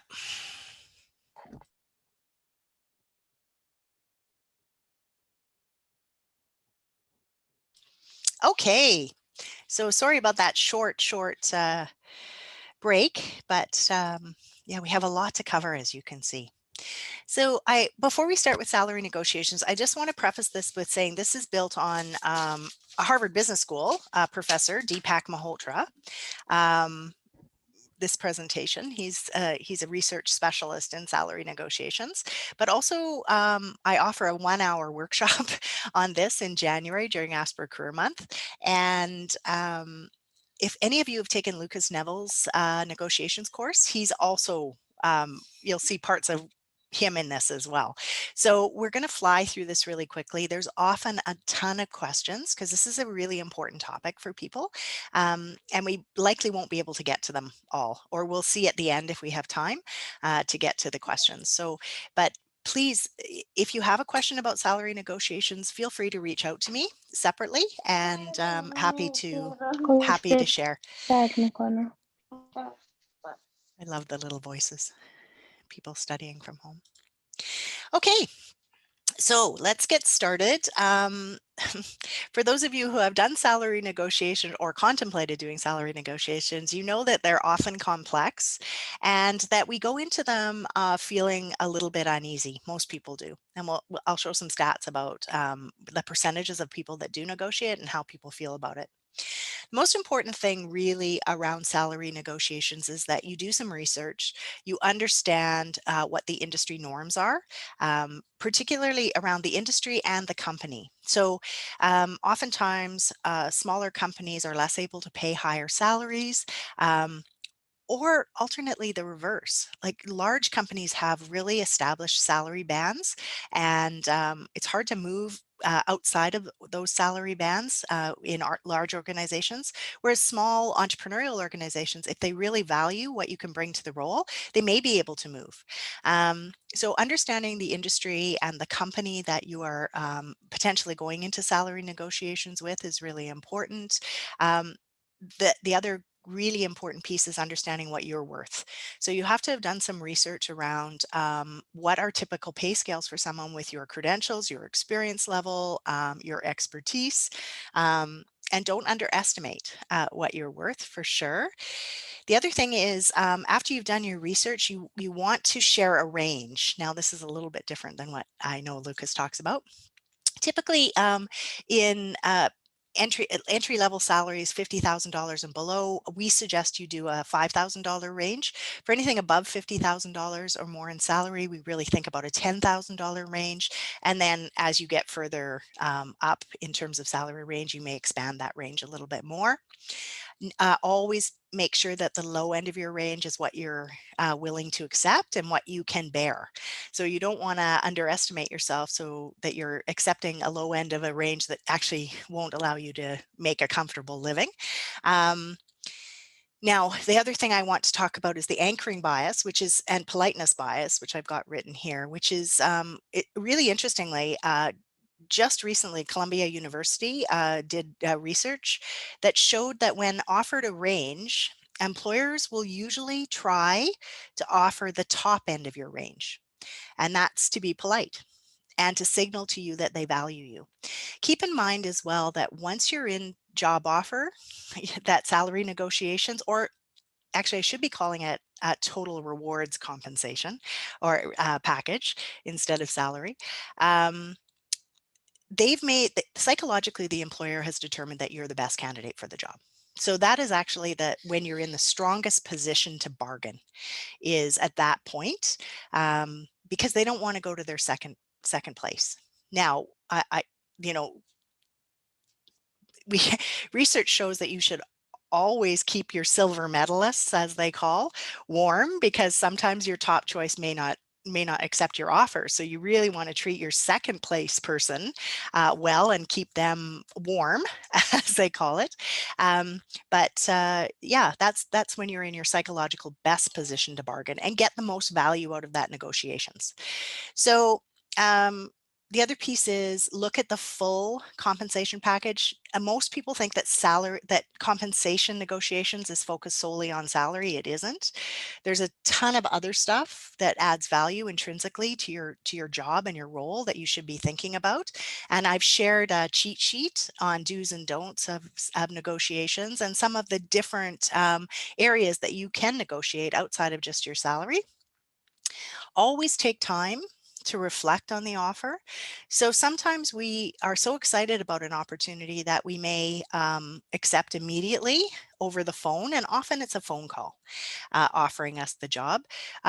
What I'd really encourage you to do is to ask for the offer in writing and ask for a period of time to assess the offer. So ideally or normally 72 hours, and those are business days. Is really kind of the norm in the industry to ask for 3 days. But then you also are going to get an opportunity to look at what are the benefits and the perks as well as the salary if you get the offer in writing. So don't accept immediately on the phone, but tell them how excited you are. Make sure that they know that you're really excited about the offer and that, I'd like to just take a few days to look it over. Would you mind sending it to me in writing? So that's the best thing to do. The other piece is obviously what's important to you changes as you progress through your career. If you're a single person, early in your life stage, maybe benefits isn't as important to you, maybe more flex time, maybe professional development support is more important than someone who, is in their early 40s and has 3 children at home. That might be health and dental might be really important to them. So you need to think about what's important and what's not, and more companies are offering flex benefits. Okay, so we're going to fly through this next thing because I've got to catch up on some time. So basically, I'm going to offer you 10 tips for job offer negotiations, right? So the first one is kind of a no-brainer. And I would say that you're well on your way to this already because they're offering you the job. So obviously, if they're offering you the job, they like you and they think you have the skill sets. But being likable is more than just being polite and respectful. It's about, asking for what you deserve without seeming greedy, pointing out deficiencies in the offer without seeming petty, and being persistent without being a nuisance. So the other piece is you can't just let your proposal stand on its own. If they offer you $70,000, you can't just come back and say, I want 75. You have to tell them why you deserve 75. So you have to have a proposal in place to tell them you have this many years experience. I have an MBA. This kind of supporting information that can help them to realize that you're worth what you're asking for. Again, always be super enthusiastic and excited about the opportunity. If you go into a negotiation and there's any hesitancy on the employer's part that you are going to accept the job, they're really not going to expend a lot of political capital trying to get you what you want if they think at the end of the day that you're not going to accept. So make it really clear that you're serious about working for the employer. One thing I would caution you about is don't tell them everybody wants you, because this can backfire because they can think, well, if they're getting multiple offers, then maybe I can't compete. So I'm not gonna again expend political capital trying to get you what you want. The other piece is, companies don't negotiate, people do. So understand the person across the table from you. Understand their constraints. So it may be they're onboarding 20 people in your role and that they have a salary band they have to stay within. So they can't give you more than they give everybody else, right? It may be that you know, the person you're going to work for, your boss, who really likes you and really wants you, is more likely to go to bat for you for particular things than the HR person who might be negotiating multiple contracts all throughout the company, right? So understand the constraints of the company and who the people are that you're negotiating with. An HR person who you're not directly reporting to, you can probably pester with quite a few questions without really impacting the relationship you have. Your manager that you're going to be working for, you need to be a little bit more constrained in terms of the type of communications that you're having with him or her. Okay, be prepared for tough questions. So you have to go into the negotiations being prepared to answer tough questions without sounding defensive or dishonest or non-authentic. So what are some examples of tough questions? Things like, why are you leaving your current role? Why are you looking for a change? If we made you an offer today, would you accept it? Are we your top choice? Okay, so these are just some questions that you could be asked that you should be able to be prepared to answer, right? Why do you want to leave your company, your current company? That's a tough question, right? Because we all know you're not supposed to talk negatively about any of your positions or management. Research shows that 50% of people leave their roles because of their immediate manager. So how do you answer that question without bringing in negative feedback about your previous role? You have to be creative about that and you have to be prepared for it. Sometimes you'll get asked questions that kind of can get you stuck. And you don't want to seem like you're defensive at all. So things like, will you accept the offer today? Might be a person's way of judging how interested you are in the job, right? I've had people ask me, do you have children? Not a legal question, as we discussed in our interview, but what's the intent behind that? It's oftentimes it's not it's not a malignant or a nasty intent behind that. It's just it could be a question to build rapport. Again, not in salary negotiations, but it could be around, do you have childcare in place? They may have had a situation where they had somebody who wasn't very punctual or accountable for attending work. So they may be asking questions. So you just have to be prepared for that. Focus on the questioner's intent, not the question itself. Again, consider the whole deal. So the cheat sheet talks about things like professional development support, flex time, work from home time is a big one now, right? What if you were going back to work after the pandemic and boy, you've really enjoyed being at home? What, like, opportunity maybe to work from home, every second week or 2 out of 5 days, something like that. Could be travel, could be responsibilities or projects. You may be willing to take less pay right now in order to be involved in projects that you think are going to position you in the long term for greater rewards down the road. 9 is negotiate multiple issues simultaneously. So if you look at the employment contract and there's 2 or 3 things there that you kind of have questions about, so it might be the salary, it might be the amount of vacation time, or it could be the flex time or work from home piece. The most important thing is to not negotiate one topic at a time, but to bring up whatever it is that you're concerned about with the employment contract at the same time, so concurrently. Now, really, you don't want to bring up more than about 3 at most. You don't want to nitpick the employment contract. So let's say it's salary, let's say it's vacation. What you want to do is you want to present that at the time of the negotiations, and you want to signal to the employer which is the most important to you. So, I see that you're offering this salary. Given my credentials, my experience, you're doing the proposal again. I'd be more comfortable if the salary range was in this area. I'm also a little bit concerned about the vacation. I'm currently at 4 weeks vacation at my other job, and I noticed that you're offering 2 weeks. So these are two components of the employment contract I'd like to have a conversation about. The salary is the primary issue for me. If you know that, so you want to signal what is most important and what is less important, and that gives them an opportunity to walk away and again have conversations behind the scenes about what they can do for you. And let's say they can't move on salary.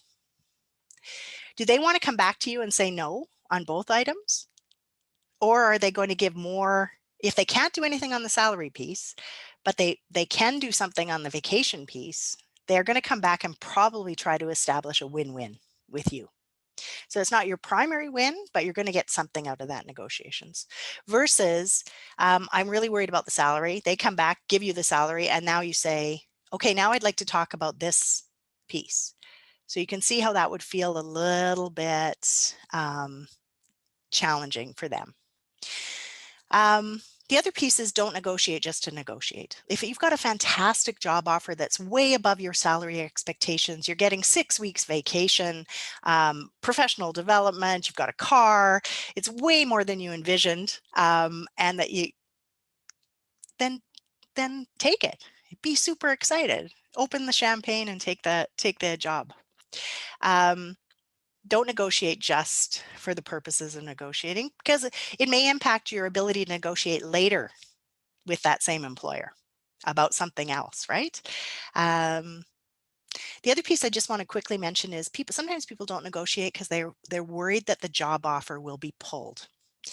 So I'm going to tell you right now that in my 20 years of doing this, and I was a consultant prior to coming to Asper, I have never seen a job offer pulled because somebody negotiated. I have seen somebody say, I'm sorry, we can't do anything more than this. But if you don't ask, you never know. And I know that there have been cases where job offers have been pulled, but I'm going to say that if you follow these tips, if you're professional and you're respectful, then they're not going to pull the job offer, because people, frankly, employers expect that there's going to be some negotiations, particularly as you advance in your career. Your opportunities for negotiation are going to increase the more senior the roles are. And the more senior the roles are, the more they're going to expect that you're going to negotiate. So they're not going to pull the job offer. There are going to be constraints. There's going to be areas where they can't make movement.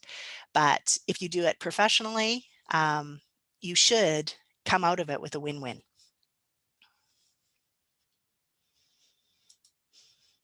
Okay, so just briefly, I just wanted to share this graphic with you. Only less than a third, actually, of job seekers negotiate, although this is on the rise quite substantially over the last 3 years. Of the 31% that did negotiate a job offer, 85% were successful in receiving a higher salary. And you can see there it shows how much higher. So 44% received between 5 to 10% higher than the original offer, and 21% received between 11 and 20% higher than the original offer. But again, despite this, of those people, the 31% who negotiated, half and half. So half are comfortable doing it, half are still quite uncomfortable doing it. The other piece I wanted to share with you is millennials. People that are younger in age are more willing to share their salaries amongst their peers. So this is one of the reasons why it's really important to pay equitably. So if you're somebody who's in a position where you're negotiating salaries or you're offering salaries to employees, this may be where there's a constraint piece, right? Because if you give that employee A $5,000 more than employee B for doing the same job, that may come out.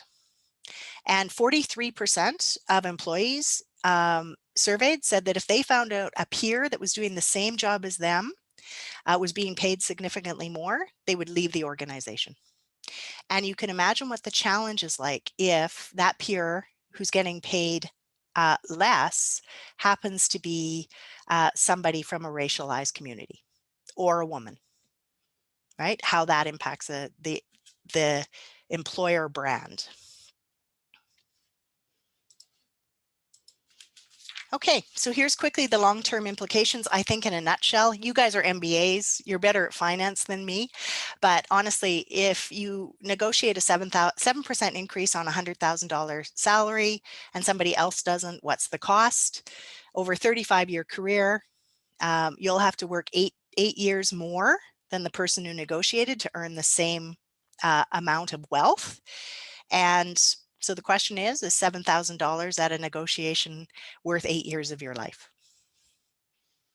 For me, that was quite telling because yes, of course, I'm closer to retirement than most of you. So I also want to just briefly talk about the gender disparity piece because I think this is really critical, and you guys will all be leaders in your organizations and will be in positions to have a positive impact on this. So women earn 75 cents for every dollar that men earn still in Canada. If you're a woman of Black, Indigenous, people of color, BIPOC, you're earning 64 cents for every dollar a man is earning. Women don't expect to earn as much as men, so therefore they don't negotiate as much as men. So it's 32% versus 68%. And then finally, in Canada, women are paid less than men in 469 out of the 500 occupations on the National Occupation Classification. And so sometimes when I do this in my hour-long session, people will say to me, well, sometimes women pick positions where they're not, you know, the pay isn't as much. And, you know, it's interesting when you start to do the research and the comparative data on that, because education isn't necessarily a factor. So I always use the example of early childhood educators. So early childhood educators dominated by women. They require a 2-year diploma plus continuing certification to be registered as early childhood educators. They earn on average about $25,000 a year. Truck drivers, predominantly men, no education required other than a class 3 driver's license, 45,000.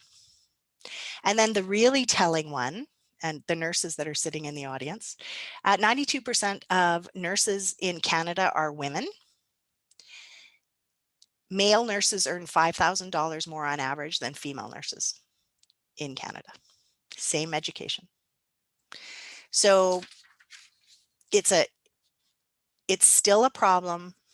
The gap is closing, but closing slower than it should be. And with that, I'm going to turn it over to Katie. Thank you. All right, so again, we've got a lot of information to cram in, and just like with Kelly's, we've done full hour-long or hour-plus-long sessions on this as part of our career month in January.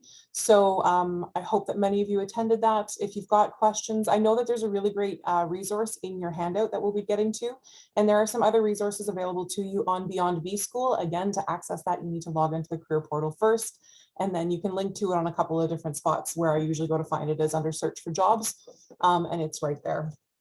So social media, you can't get away from it. We all know what it is, and we all know how important it is to staying in touch with people, especially since the pandemic hit. But it's really changed the way the job search happens, and it changes the way that employers look at candidates. So we're going to talk about personal brand. We're going to talk about digital footprint a little bit, but we're mostly going to talk about LinkedIn and your personal presence there.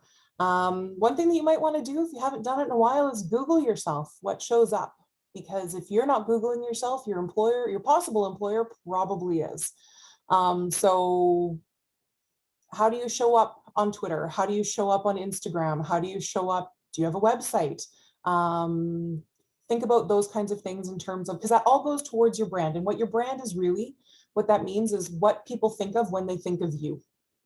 So if you're not a fan of that marketing speak of your personal brand, just think of it that way. It's what people think of when they think of you. So a lot of the goals of having a strong personal brand is to really expand your business or to get a better job. It's particularly important, your personal brand, for entrepreneurs and business owners. It also helps you get found for job opportunities, even when you're not actively looking for work. And if you have a strong personal brand that you have developed, it can make people want to connect with you. For folks who are maybe a little bit, we talk about work-life balance, and maybe there's a little bit of a difference in how you maybe do some online things. Think about creating a personal or private account on some platforms, as well as professional accounts on maybe some of those same platforms. And also remember to regularly check your privacy settings to see how you appear to other folks. I'm not going to go through this whole slide. You can do that on your own. The main thing I want to point out here is that 94% of companies are using social media for hiring purposes here in North America. So you can see that LinkedIn's gone down. Instagram has gone up. Facebook is 12% behind LinkedIn in terms of where recruiters are spending time on finding new candidates. YouTube apparently is on this list, which I think is really interesting, but it's there. So you might want to spend some time going over this a little bit more later.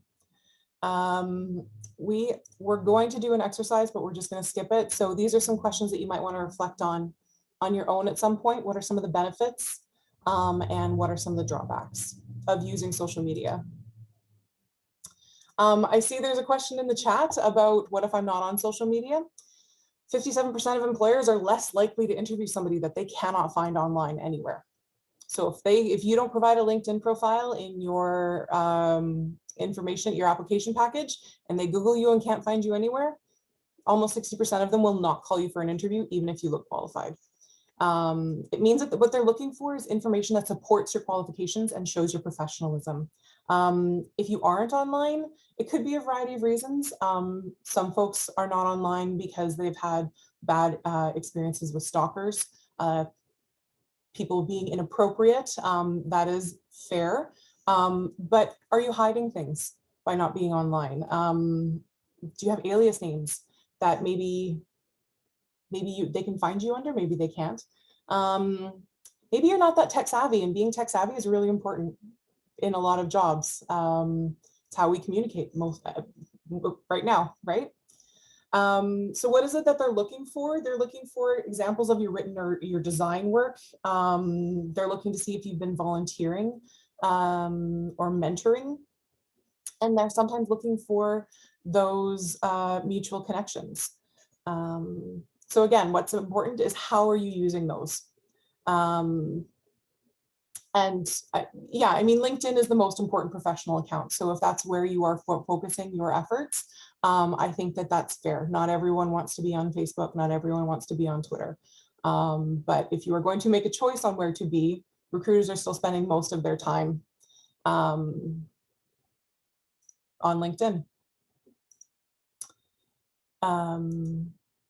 I'm officially going to start having a hard time keeping track of the chat while I'm doing this presentation. So Michelle, if anything good pops up, if you could just unmute and let me know. So we're going to talk about LinkedIn. Michelle actually did a really great LinkedIn presentation as part of Career Month. I hope you all caught it. We'll be offering something like that again, probably next January. There's also a really, really good handout in your big package that I would encourage you to take a look at, but we're going to go over actually some of that information here. So it is the world's largest professional online network. Most industries have a presence on LinkedIn. Most companies have a presence on LinkedIn, and recruiters use it in their selection process. I'm not sure about you folks, but I've been contacted by a number of recruiters just based on my profile and the activity that I have on LinkedIn. And I don't have that looking for a job picture frame, and I don't have any sort of indication that I'm looking for a job because I'm not. But because of the way I'm online, I'm getting those contacts. Yes, Kelly, I saw that. And it also provides you a platform to connect with people. I actually just yesterday or the day before saw a recruiter, somebody had posted a post about our business cards dead. And a recruiter responded with, I don't use business cards as a recruiter. You can just Google me and say, find Ron Cantaveros on LinkedIn. and then that's how you find him. Or even having a QR code on your phone that you could then hold up to people and they could just snap that with their phone and get connected right to your LinkedIn. That's how you're going to have, particularly think of that pyramid. That's how you're going to have that lower end of the pyramid connections. That's how you're going to stay in touch with them. So Kelly is advancing my slides here for me, reminding me to keep going. Honestly, when it comes to your profile on LinkedIn, these are the things that you need to think about. These are the main three things. And in fact, the headline is top ranked for LinkedIn's algorithm for keywords. So that means you really need to spend time thinking about what's in your headline. This is going to mean including the job title that you have or that you want. If you don't have that job, maybe you could put aspiring or something like that. But also, this is why when we were talking about previously in the resume class about looking for keywords that you're going to put into your resume, you're going to put those in LinkedIn, because that's how the recruiters will find you. That's how the algorithms will find you. So in terms of what algorithms are prioritizing, headline is top, your about is second. And don't just do like keyword salad. Don't just put them down there. Make sure that you're typing things out. You're making it organic. They're used throughout your profile because you will use those keywords in the way that you're talking about yourself. I also don't have on here recommendations, and they're actually featured prominently in LinkedIn's recruiter product. So make sure that you are providing quality recommendations to others and asking for recommendations from others. And here it's really important to think about quality over quantity. I have actually in the past, you can hide recommendations, I think. Oh no, those are those other things. They had like a word salad thing that I think they've gotten rid of. The next thing to think about here, sorry, I'm moving really fast just so that we've got enough time for Donna. Like I said, refer to the handout and Beyond B School and reach out. The work experience section, start with what you've got on your resume, but don't just cut and paste. It needs to look a little bit different. One of the main things that you can do on LinkedIn that you can't do on your resume is speak in the first person. So you cannot use I, me, my on your resume, but you can on LinkedIn. And you should. I see some profiles that are in the third person. It's your profile. You can speak about yourself in the first person there. But do use bullet points and make sure that you're peppering keywords throughout. And if you're torn between a few different industries, I know some folks are, a few different types of jobs, look for those common keywords between those jobs because chances are they exist. Be active on LinkedIn and share quality posts. If you're sharing somebody else's post, add your own thoughts. If you're creating your own content, excellent. Make sure that, again, you're using keywords and you're targeting it, thinking about the benefit that you're providing to people by offering this information and showing yourself as a subject matter expert. LinkedIn has an accomplishments section, which is fabulous, especially for folks who are doing really great projects. Maybe you're in case competitions. You can really put that in your LinkedIn profile so people can get a better picture of the entirety of your professional footprint. Don't forget to follow companies and sector associations. As I said earlier, you can follow individuals as well.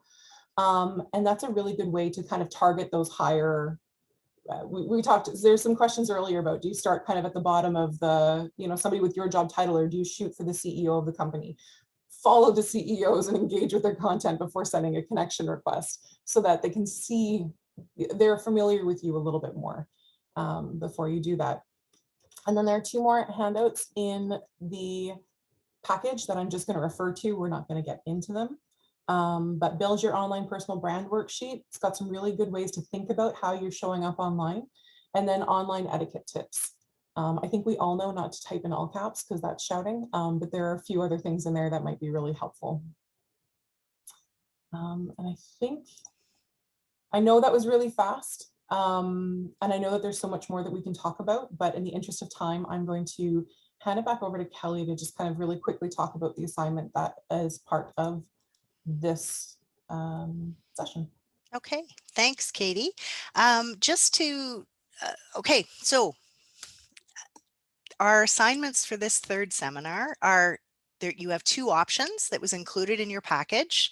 If you choose the LinkedIn option, then please follow the grading rubric that we've provided to you to make sure that you have included all of the components that we will be grading before you submit your link to us. If you choose the career plan, it's also a template and just answer the questions. But please, when you're answering we want you to be reflective about that career plan. It's not going to take you 5 minutes to do it. We want to see some reflection and some real in-depth thought given to creating those milestones, those markers to see where you're going and kind of track where you're going. And at the end of the day, we really appreciate you sharing that information with us. Every year we have more than one student who does both of them. You only have to do one. Okay, so I'm just going to reiterate that. It is due on Monday, June 21st, so you have more than 3 weeks to do that. We will post these slides as well as the assignment to U of M Learn on Tuesday, June 1st. Submit your assignments directly to U of M Learn. For the LinkedIn assignment, just submit your LinkedIn URL and we'll go in and look at it. Reminder, we only have done about half of the mock interviews for Seminar 2 that do need to be completed, not booked, completed by June 18th, and you do need to give us several days notice. So really important for you to remember, if you haven't done your mock interview already, to schedule those with us. If you, again, you can schedule on the career portal with Katie, Michelle, or Kathy, and please do schedule with Michelle and Kathy, as well as the two of us. For me, you need to send me an email directly. Wanted to just reiterate, because Katie went pretty quickly, that handout number 10, Build Your Online Personal Brand worksheet, and the LinkedIn Guys profile checklist that were included in your package are really valuable resources if you choose to do the LinkedIn assignment, but also just for your own personal career management. Even if you choose to do the career plan and you want to at some point look at your LinkedIn and assess it compared to those handouts, good idea to make sure it says dynamic and it's assisting you as much as possible in terms of your career management. Okay, I think that's it. So we're going to One quick question, actually, before we get there. Somebody has asked if you don't need to inform us which option you choose. You just need to submit one. So if you're if you're interested in the LinkedIn option, Kelly, what's your preference for how people submit that? I think there's a sheet in there. Well, I've already said, so on U of M Learn, just provide the link, the URL for your LinkedIn profile. Then we'll go on, click into that link and open it up and do the rubric. Does that make sense? Mm-hmm. Okay, guys, it's 10:18.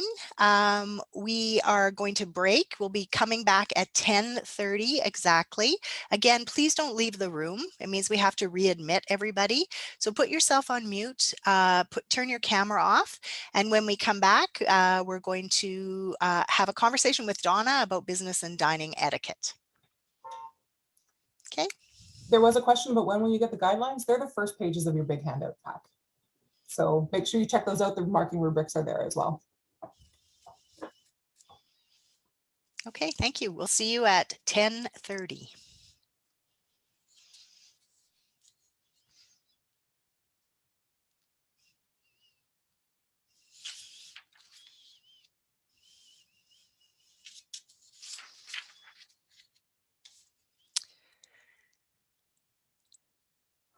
Donna, hi, Donna. Morning. How's your morning? The morning's great. Yeah. Excellent. Yeah. It's good. Yeah, there's a lot of information that we've been given to these folks. Yeah. We always, every year we try to cram as much as possible into, yeah. So Yeah. I'm going to just advance this slide. There we go. So Donna, you're good. You're ready to go. We need to give Donna control over her slides. I'm going to make you a co-host. Great.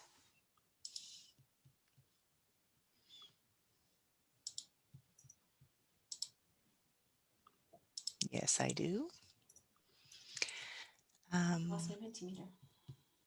Katie, you're introducing Donna, right? Mhm. Okay. So will you give her control of her slides? I can't because you're the host. So Donna, up at the top of your screen where it says screen sharing, do you see view options? Yep, I do. When you click that, then it's request remote control. And then Kelly can grant you control to actually advance the slides on your own. This will stop other screen. Do you want to continue? Oh, I see. So I see. So I advance your screen. So I go. No, here, I'll give it to you, Donna. You're gonna Okay. get a message that says waiting. Treated etiquettes.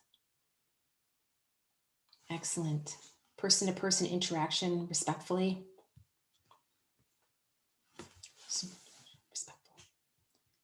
Let's wait a few seconds to see if there's a few more. Respect is another word that comes up.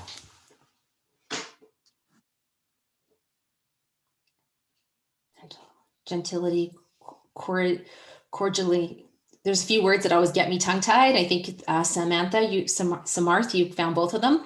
So Cordiality. Cordiality. Thank you. I will not say pleasant. Yes.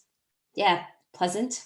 Excellent. So I'm just going to close the chat box just so I can look more at you than the chat box. But one of the things to ponder is just all the variety of words that comes up. But there's definitely a similarity in the words that we are seeing.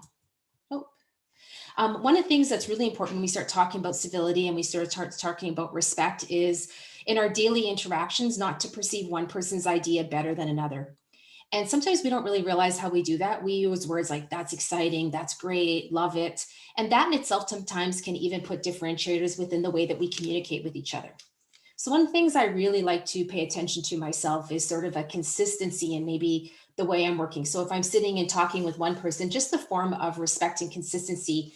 And you can really see that when you start to get out into the workplace and people are actually conversing. If you get more excited about one person versus another, you don't mean to do it. But I don't know about you, but I notice with my professors that I can really tell when they use words like, I love that. And then maybe I give an idea and I'm not getting the same response, but I thought my idea was brilliant, right? Too. So we just sometimes have to really be cautious on even the energy and stuff that we bring. It's more than manners. And that's what we're going to talk a lot about today. It's just about that opportunity to connect. So I know one of the things I know about MBA students is that we can all read.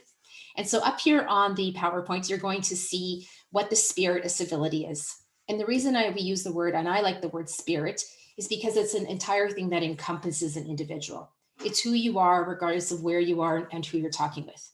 It wouldn't matter to me if I was talking to the person at the front door of somewhere. It wouldn't matter to me if I was speaking to someone on a manufacturing floor or an individual that's the CEO or CFO or the board of directors. You would still get the same Donna.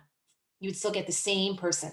So it's a code of behaviors based on respect, keeping under control and responsibility.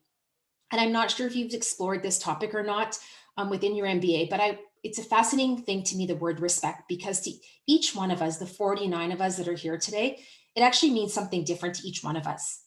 So what's really important about is to understand what respect means to somebody else and how we can show that person respect. There's definitely a general like cloud of what respect is, because you can feel that, you can feel judgment, you can do things. But I always like to encourage us to even just understand that basic, what is respect? We need to learn that about each other and where we're working and what we're doing. So when I facilitate, I do a lot more collaborative, kind of participatory. So if anybody wants to jump in and has something to add, I am 100% okay with that. I'm not as, that's more my style, is more very collaborative. So if anything you'd like to add, you're more than welcome to. You can put your hand up or you can jump in. I'm okay either way. The idea down here is about being civil and constantly aware of others and the weaving of control and respect. So it's that constantly aware, like, if I've done something and someone responds to it, or I've done something and someone steps back, or I've done something and someone steps into a conversation. It's those things that are really important to me. It's that idea of manners and manners having to do with our hands. So we think about a manner as the way that we do something, right? The manners of how you put phone numbers into your phone. The manners the way you complete a project. The manners the way you choose to do a process. But manners is the way we do social interactions. It is really a lot about the spirit of civility is the way we choose to interact with each other on a regular, consistent basis. It's the way I perceive about myself and also the way I encounter and work with others as well. So I actually feel that when I get dressed in the morning, doesn't matter where I'm going, I am looking at my manner, my demeanor based on where am I going? What am I going to do so that other people feel comfortable around me? I work with some individuals in spaces and they have the most beautiful three-piece suit on, but they're the only one in the room with a three-piece suit on. And they really don't kind of blend in with the group. They don't really make it open and welcome for others. And so when we start talking about social interactions, it's about how do we handle ourselves so that we're comfortable in those interactions for ourselves, but also with others. So which of the items on this list most interest you to talk about? Where would we like to start? Any takers? I can't see. I've only got a few people I've got, so, but I don't want to pick on anybody. So if not, I'll just walk through them, but I'm just curious to know if there's one here. Is there any one of these topics that most intrigues you? I'll throw out have another drink. That's Yes, and if yes, thank you. That's awesome. So one of the things to realize is that idea of we've probably all been to an event. If someone's been in their business for long enough, they've probably been at an event and they probably have thought themselves, maybe I should have had that extra drink. And so when I am mentoring somebody or working with somebody, I think it's really important for us just to realize, A, we have to drive home. B, we're there for our careers. You know, it does not take very much for someone to decide that they don't want to work with you. It doesn't take much for someone to be standing there and maybe you never spoke to your contact, but you never know who's buddies, who's friends with each other outside. And it might be that, oh, I saw you talking to Donna. What did you think? And so if you're never really sure, I always say, don't have another drink. I'm personally, will go to a function. Sometimes I have a drink, sometimes I don't. But I'm very comfortable just asking for a soda or a pop or just a glass of water. And, you know, if there is nothing available, to tell you the truth, I just will sort of wait. It's not the end of the world. It's not like I'm there for 8 hours, but I'm known for just going up and I'll just get a ginger ale because it kind of blends in with the color of the drinks everyone else is having. And it just makes me feel like I fit in into the group. But I always say, just really be cautious of that. It's not, I went to commerce. It was not called the Asper School at that time. And I know how much I love the Commerce Social, but the Commerce Social is not my networking events. It's not my career. It's not my space, right? There's a famous story, story about, I don't know if it's a joke or a real story, but a young professional goes golfing in the morning with his bosses and they stop at the clubhouse and his boss orders an Arnold Palmer, which sounds like an alcoholic drink, but it's actually, I think it's iced tea and orange juice. And so to play along or participate, the young associate orders like a screwdriver at like 8 in the morning. So you have to think about, you know, what you're being judged on kind of your behavior. And although sometimes another drink may loosen you up, it may loosen you up a little too much. Yeah, that's an awesome example. Yeah, thank you. So Jason, I appreciate Jason bringing this one up, and Graham, I appreciate the story as well, right? It's just really important to remember that you just never know where those connections are going to come from and what they're going to be. I can tell you numerous times in my career where the connections have come from something I never expected or just something that occurred, right? Why did I get that opportunity versus someone else? And sometimes it's been as simple because I've gone and thanked those who know me know I like to volunteer in the community. That's actually how I prefer to have myself introduced versus my schooling. But in this environment, that's the right thing, right? That's like making the social connection for where you are and what you're doing. But yeah, it's always best just to, if the drinking is a huge component of networking, but it doesn't have to be. I know many people are extremely successful, very, very successful, and they never have a drink. They never have a drink at all. So just food for thought. It's not a necessity to be successful. Can I ask about wear whatever's easiest? And I'll just share with you all now, and I think I've shared this before, that I'm wearing a business top. It's a little bit casual. It's not a jacket like Dawn is, but I'm wearing Lululemon bottoms. So especially given the virtual nature of what's happening now, can you talk about that? Well, for sure. I'll just be very humble and say the other day I had a skirt on with a very nice top. And when I stood up, I realized my skirt was too short. And so, these things do happen to all of us. I mean, to me, that's part about being human and being humble while we're talking about this. So I always try and say, we're not going to be in this world for very long, but you do stand up and you do get down and people see things. And so my pants match my jacket today. That's important. If I'm working with a group and I know that it's a little bit more casual, then maybe I'll throw on a pair of black jeans or something, but I will very much make sure that it kind of looks and feels and blends the same. It's really easy to get up in the morning and pick the thing that's easiest to wear. It's very easy to wear what's most comfortable for you or your favorite top. But I got to tell you, we have to stretch ourselves there a bit. If wearing that suit or wearing that jacket is not your thing as much, it does make a big difference when you walk into a space. Vanessa. Oh, did I see your hand up? Yes, sorry, I was muted. Katie just gave me a little prompt, like share this little story that you shared during a virtual interview.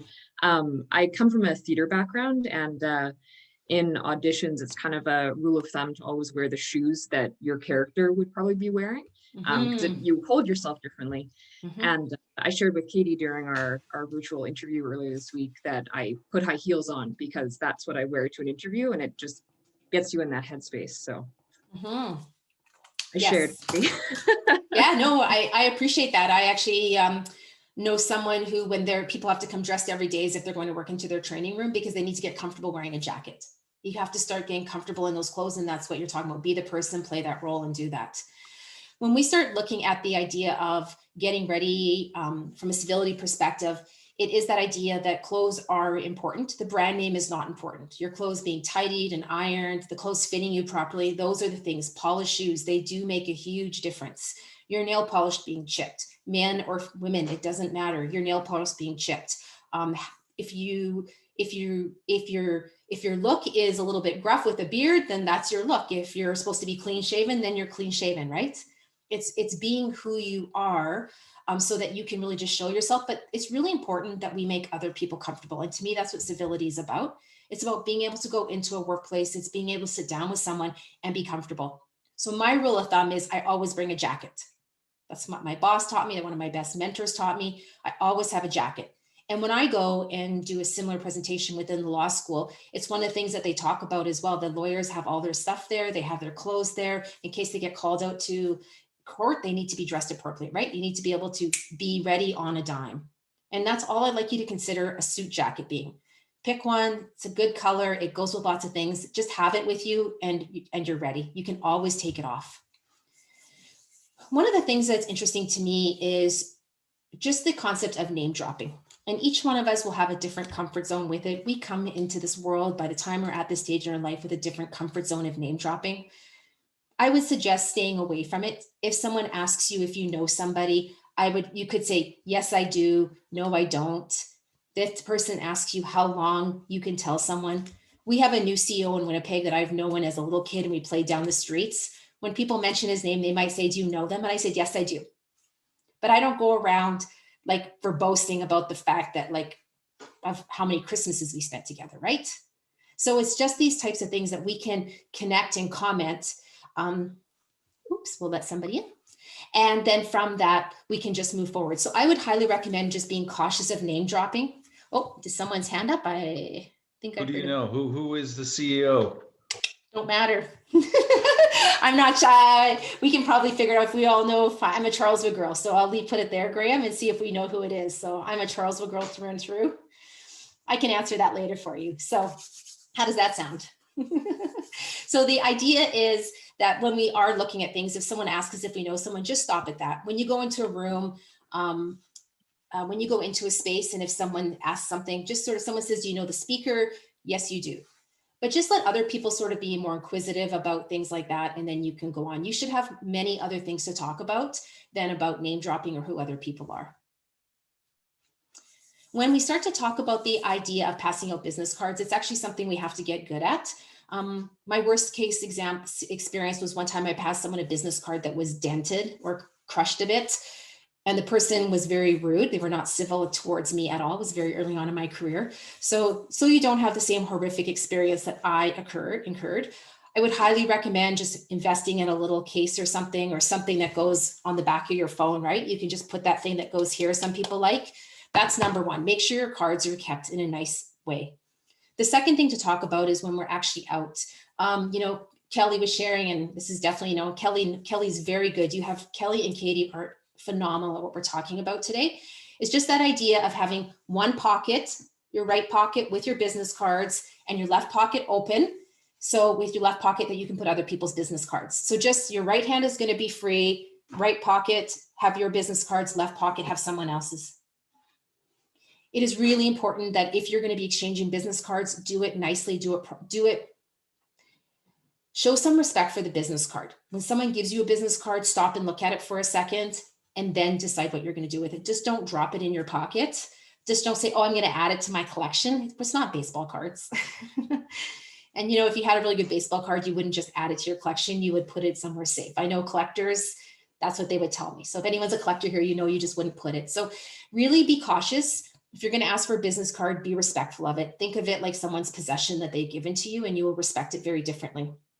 The other thing that's really nicely is if you go to trade shows or you're doing things and they have name tags, just that concept, and this is, again, I'm just sharing some of Kelly's great tips here, is that idea of just using your business card and actually just switching them in and out. So you can have your business cards and you can have someone else's business cards as well.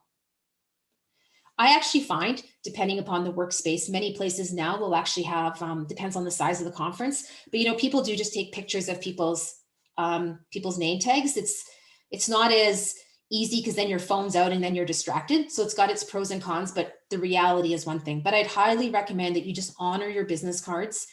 Please don't have the same experience I had. Keep them safe, keep them clean.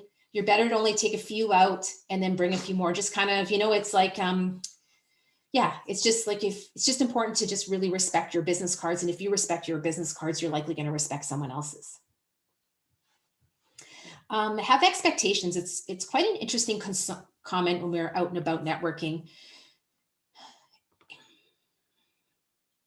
It's okay to go to a networking event and not know what's going to come out of it. Just go. And they say the stats between men and women networking. I just had this conversation again about a function, an event that I was volunteering with. It's just the statistics show that females network substantially less than men. Substantially. It's not even a small bit. It's substantial. So what I'm going to talk, when we talk about having expectations, just go. Just go out, show up as your best self, go to the ones that you're comfortable with, but even ones that maybe you're not, maybe you don't feel like I'm ready for them yet, just step into who you want to be. That's what Katie was saying with your LinkedIn profile. Step into who you want to be. So what to expect or have expectations, just go to the events and see what can happen.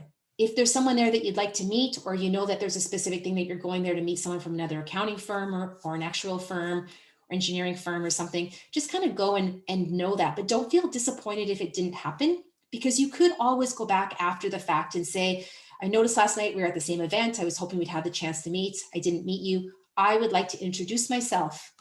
Hope we can meet again. No ask, no expectations, nothing, just a really kind greeting. And so I just want to bring that. I have people that say to me, what did you expect to get?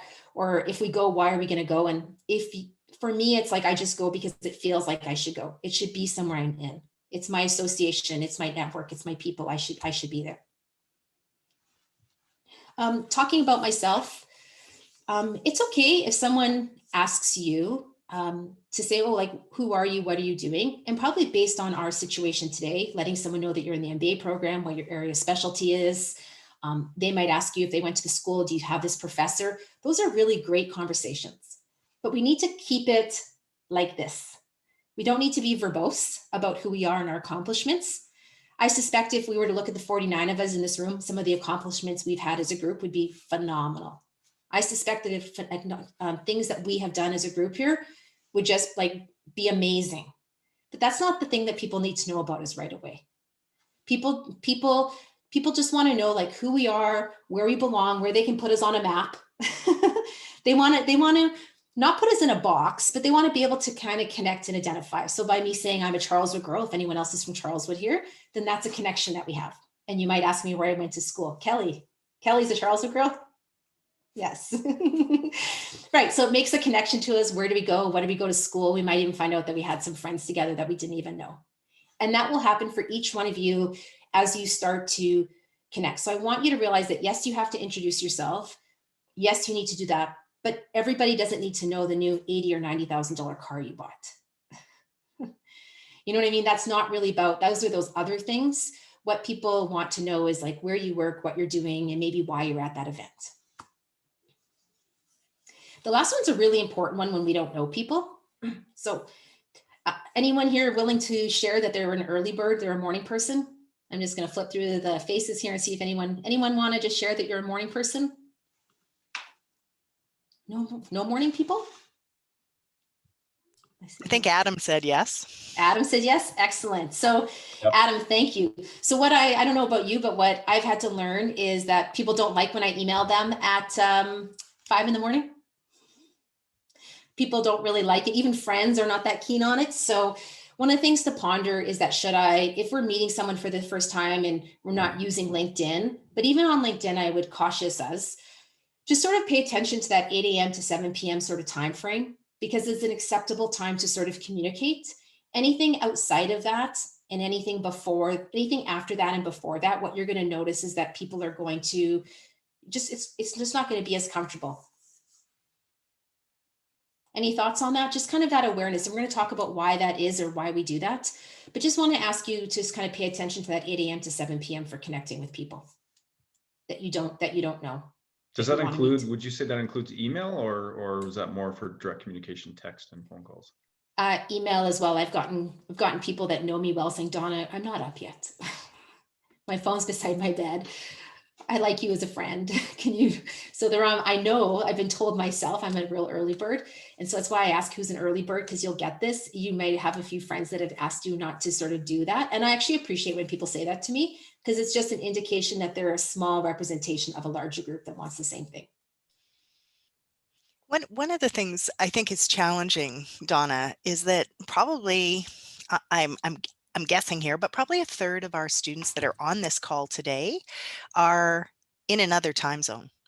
So they're on Zoom and they're like, it's the middle of the night practically. Well, it is the middle of the night for many of our students, maybe in China or India. So my girlfriend uses Outlook. She sets the timer. So I have worked with a colleague in Europe. And so she actually uses the timer. And I know other people who do emails over the evening. They actually use they can set the timing on their Outlook, and they actually use that feature on that so that they are being courteous of other people's time zones. Mm-hmm. That's the best answer I can give as it comes to that, Kelly. It's really a difficult thing. But I notice others that are respectful of my time, that they don't send me things in the middle of the night. For me, particularly, the work from home situation has been very challenging, right? Because we're so connected. I mean, we are anyway with smartphones, but we're so connected. And I think some of us for work from home are maybe doing a bit of flex time. So, I may take an hour off in the middle of the day when if I was in the office, I would be working to walk my dog. But then I might be working at 6 o'clock at night to make up for that hour. So yeah, it's challenging. Yes. Any suggestions from individuals that are in different time zones? Do you have any suggestions that you would like to share with the group?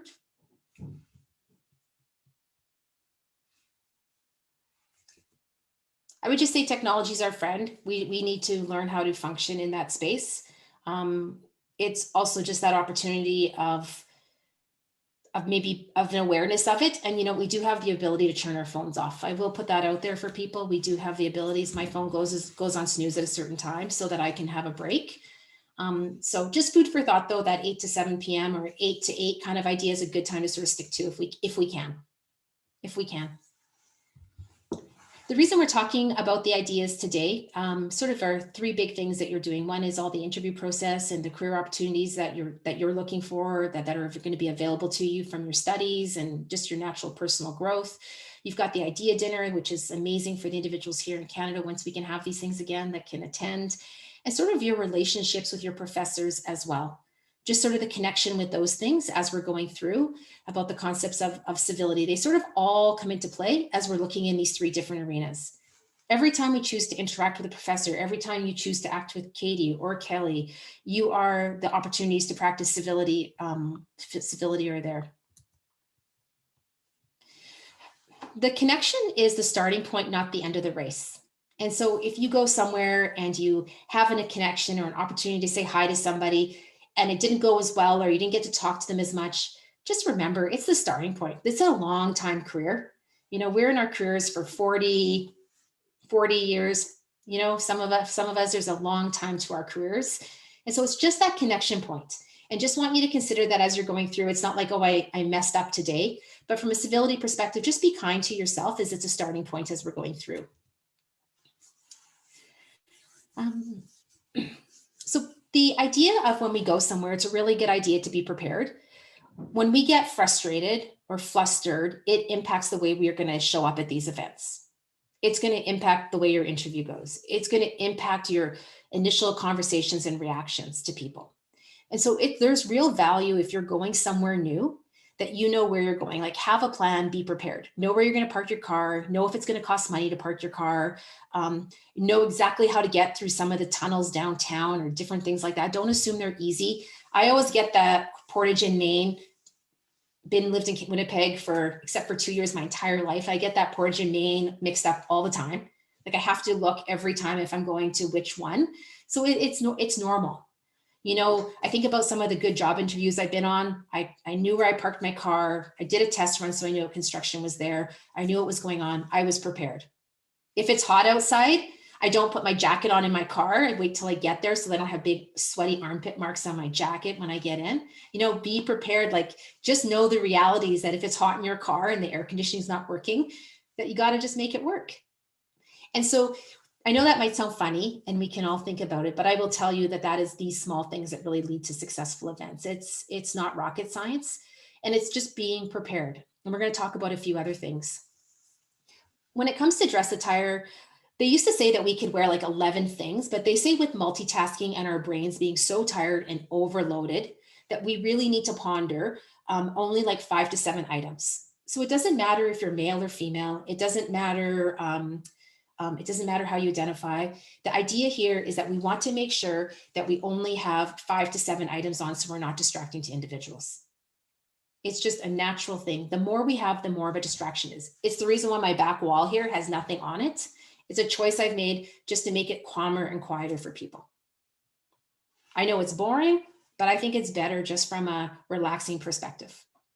So that's one of my things. Since I'm on a Zoom call, I consider that some of my distraction. That's one. My suit, 2. If I'm wearing earrings or lipstick or nail polish, you just add them up and it comes along. Just think about it next time you get dressed, how many things you're actually wearing or distractions to people when you're sitting there. Is that funny to some people? I see a few smiles. I'm laughing because does each plant count as one, or is that just one jungle? It's okay.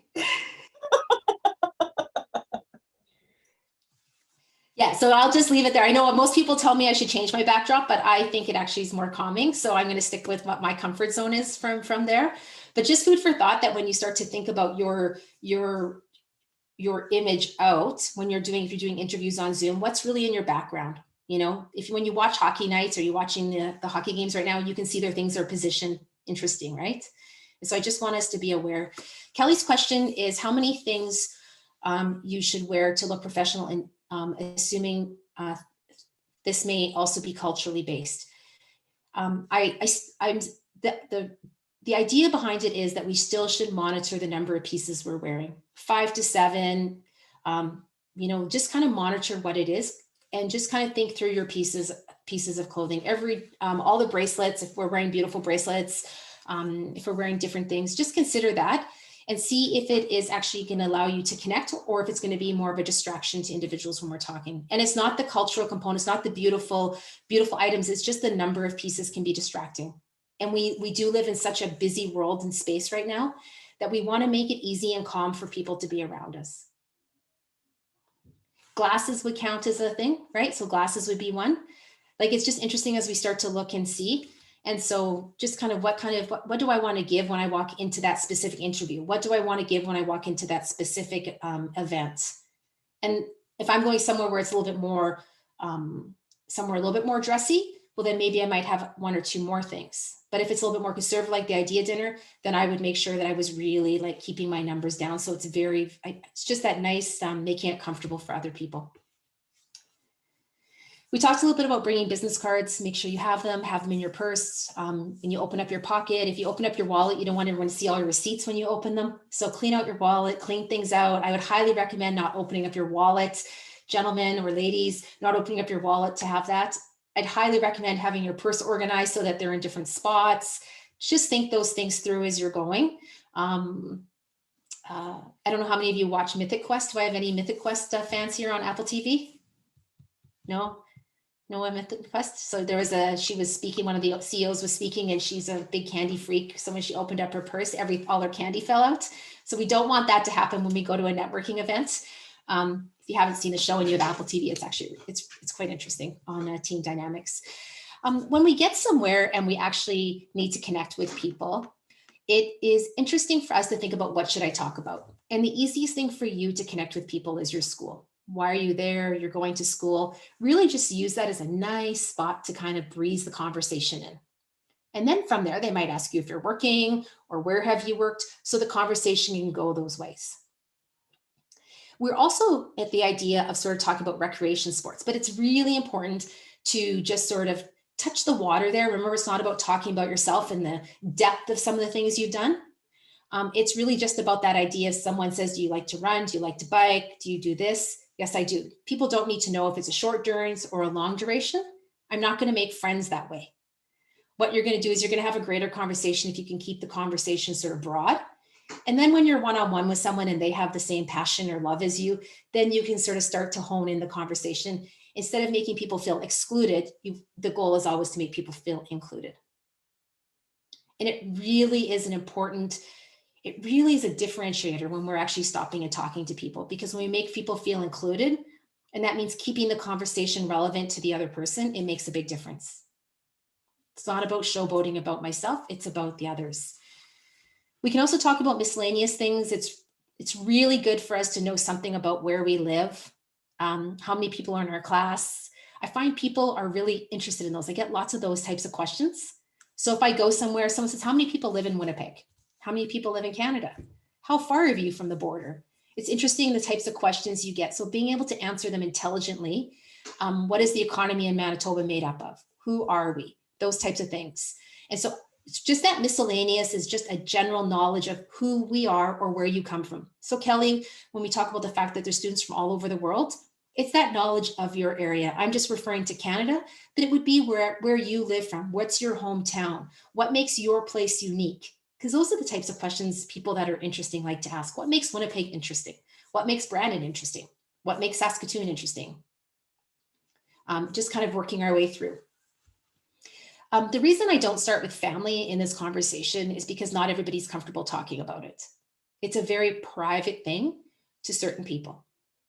And so it's someone asked, when you start to talk to somebody, I know it looks like family is the first one, but it would not probably be the first one that I would go to. It's just the way they go in order here from an acronym. But I would just kind of like see if someone brings up a topic about their family. But even if they do, I would just sort of slowly move into that, especially at a networking event. If it's a family event and there's kids and you've brought your kids or you brought your spouse or you brought your dogs, that's slightly different. Because I actually heard that there might be some wine events where people are bringing their dogs now. So I could see that being a different place. I know, it's interesting, hey? And so the whole idea is just to walk slowly on the family. Don't try and go too deep because people will likely push away. Anything to add to that, Kathy or Kelly? No? Mm-hmm. And just because someone's not wearing a wedding band, I've been married for 20 years. I like to bring this up. My husband doesn't wear a wedding band. I only wear mine I often will wear mine to a proper networking function because I feel I'm supposed to. But I never wear my ring and I'm almost 20 years married. So don't assume people aren't married. Well, I was gonna say the only thing that I would really add is not to make assumptions and not just about like marital status based on jewelry, but also the type of person that they might be with, the type of relationship that they might be in. Yes. Which is kind of where you might get some of that, people being a little bit more cautious until they figure out safety. Yes. Yeah. Oh, Yeah, definitely, right? Like definitely. Yes, definitely. If you met my husband and you were to and you heard it was his birthday and he didn't know you and you went over the top, he would probably just walk away from you. If you would say, oh, I heard it's your birthday. And if you would get the response like, yeah, it is. And there was no more response, I would suggest when people respond that way, we just move the conversation. People give us clues. That's the spirit of civility. They give us clues on what they want to talk about and what they don't. I've learned my way, even though the owner parks their beautiful car right at the front door. If I say, oh, that's a beautiful car, and they change the subject, I need to be aware they're not interested in talking about their beautiful car, even though it's parked in the prime spot. So people give us clues when we're communicating with them, when we're out at networking functions. And you may not think that this is the civility component of it, but the civility is a true social intelligence of paying attention to things so we know how to respond to them. Sounds good? I can't see everybody. Okay, awesome. So one of the things to ponder is the house rules and be present. So there are different places you go and there's house rules. So it's not someone's house, it's actually business events. For example, the idea dinner, generally it's a black tie function. The expectations are that you're going to wear for a man, or more on the masculine side, they're going to wear more of a suit. On the feminine side, they're going to wear more of a dress. That's how I actually like to look at it, masculine, feminine. So the masculine, they're going to wear a suit. Feminine, they might wear a dress. The expectations are that it's a certain length or it's a certain look. It's not meant to be a short little crop dress. It's meant to be a longer dress that comes down to your knees. I always say that we might have shown up at somewhere where we dressed against the house rules once and we likely don't do it again. I have to tell you, for most of us, we've all, like I said, if we're humble, we've all done some of these things, the opposite of what we're talking about today. And so you just learn. So just, my goal is always to try to make things easier for people. So the house rules are, we think about dress attire and dress code, but it's very, very important. If you go into different clubs like if you go into different clubs here, if you were to go to the Manitoba Club for an event, there are dress attires in there. There is a dress code. You can go on the website, you can learn about the dress code. Cell phones are not supposed to be used in the club, for example. So if you want to use a phone, you're supposed to really only use them in the bistro, but you're really, even at that, it's supposed to be minimized. So if you're going somewhere and you've never been somewhere before, go to their website, check out what their house rules might be, and just try and play by them. Don't fight them, don't argue them. Don't sit on your phone under your desk and assume, or your table. Just kind of understand what the house rules are. And when we start to play by the house rules, what also happens is we become more present. If I'm sitting at an event with you and you are on your phone, I don't care if it's under the table or whatever, I feel like, why am I here? So the idea about being present is when we have a plan. So if I know where I'm going, so I'm there on time, I'm not stressed. My jacket doesn't have big sweat marks in it because I'm dressed appropriately. And I'm not, I've looked after those things. I know the rules of the place I'm going. I can walk in there and be more present. Our being present is reduced by all those other things. So it's the same as when you do a presentation at work, for those of you that are working, for those of you who are doing presentations at school. Just that ability to be present means turning your phone off, having a plan. If you are a caregiver for a parent, for a child, or for your dog, and you know you need to be somewhere that you're not able to be reached, have a backup plan for those 2 or 3 hours so that you're actually able to be present where you actually are. Any thoughts on house rules?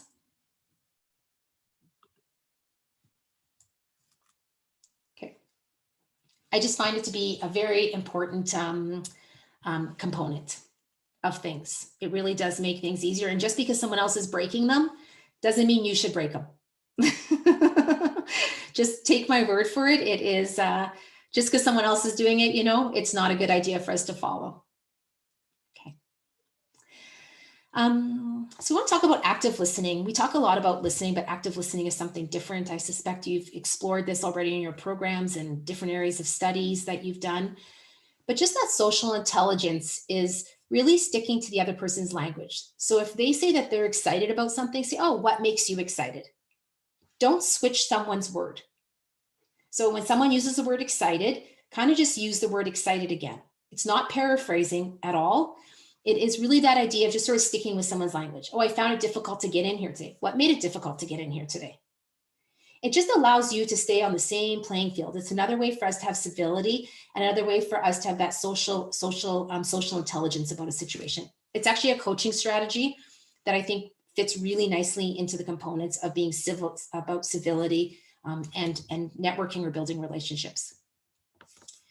Katie's already bring up the idea of just avoid making assumptions about people. We know nothing about people. We know so little about people that if we just keep an open mind to someone, it is phenomenal what we can do and what we can learn from them, and we'll make them feel welcome. As soon as somebody feels judged, it's a really difficult thing. And that's part of that business networking and those business connections. It's just one of those things. I know none of us like being judged. I know none of us like being put in a box. So let's not do it to other people. People feel our judgment even if we don't say it. When we're out, move away from why questions. Once again, it's a real strong coaching leadership. So those of you who, I'm assuming you're in your MBA because leadership and executive leadership is of interest to you. So this slide is really about being an executive leader. This is this executive leadership. If you can move away from the word why, and if someone tells you something saying, why is that? Like, what made you find it that way? Try and watch that word why. If you can start to move through your career now and move away from that word why is sort of an accusation kind of word. Often when we say why, we use a lot of energy with it. That's not really seen as being very civil. It's not being very social intelligence. So just one of these things about if you're just working your way through those executive leadership positions, I would sort of suggest the sticking with the other person's language and also moving away from why questions. So my girlfriend and I were at a golf tournament and my girlfriend and I were at a golf tournament and some girl was a third person. We were involving her. We were kind to her. She decided that she was going to go and golf with someone else because I guess she didn't think that we were good enough to golf with her. And we found it quite fascinating because we loved it because we got to golf together. But honest to goodness, this person was at a golf tournament. We were all paired up together. Her fourth didn't show up. And she decided to just tell us that she was going to leave us. On every hole, she was looking around to see who was actually going to be there. She actually took off. And so you may not realize what that does, but like it sent a message to us, right? And then so it was just fascinating. So you might say, I don't golf, but we do this exact thing when we walk into a room. We sit down somewhere and it's like, oh, where should I sit? Where is other people? We just have to make a choice on who we're going to show up with, where we're going to sit. And we just need to go with whatever happens. Maybe we end up sitting at a table that's actually really boring, but it's up to us to shine. It's us to be civil. It's about us learning how to have conversations. It's about us trying to get the good stuff out of people so that people have fun. And it's not about having the right spot or the best foursome in a golf tournament or sitting at the best table. It really is about the choices we make. And so I love that golf example because we couldn't believe it. Just that fascination of it, right? Just be sensitive when we're talking to people. If someone looks like they've had a rough day, kind of give them some leeway. If you see that somebody, maybe their shirt's not tucked in properly, just say, hey, I noticed your shirt, just like help someone out. If you see someone's zipper undone, you just kind of say, oh, your zipper, right? You know what I mean? You don't scream it, but you can just go by. The people are very appreciative. It's just a really kind thing for us to do as we're working. And Vanessa, right? Vanessa, you talked about the shoes in drama class. If you saw something that wasn't set properly on stage, you would tell the person in a kind way, and often in less words than more. Even if you just look and say your shoes, the person would get the point, right? Or you just say your zipper and the person gets it. It's just these really kind, be very sensitive to other people, and it goes a long way. And just the whole thing about avoiding labeling people as shy. I think it's a disservice we do to each other. We have extroverts and introverts, and we just really need to appreciate both sides of the coin. And when you can start to realize that somebody is an introvert, which means we just ask a question, we keep it kind of high level at first, let them decide where it's going to go, take some time for them to answer, you'll see you can build great relationships with those people. I hear a lot. Oh, my apologies.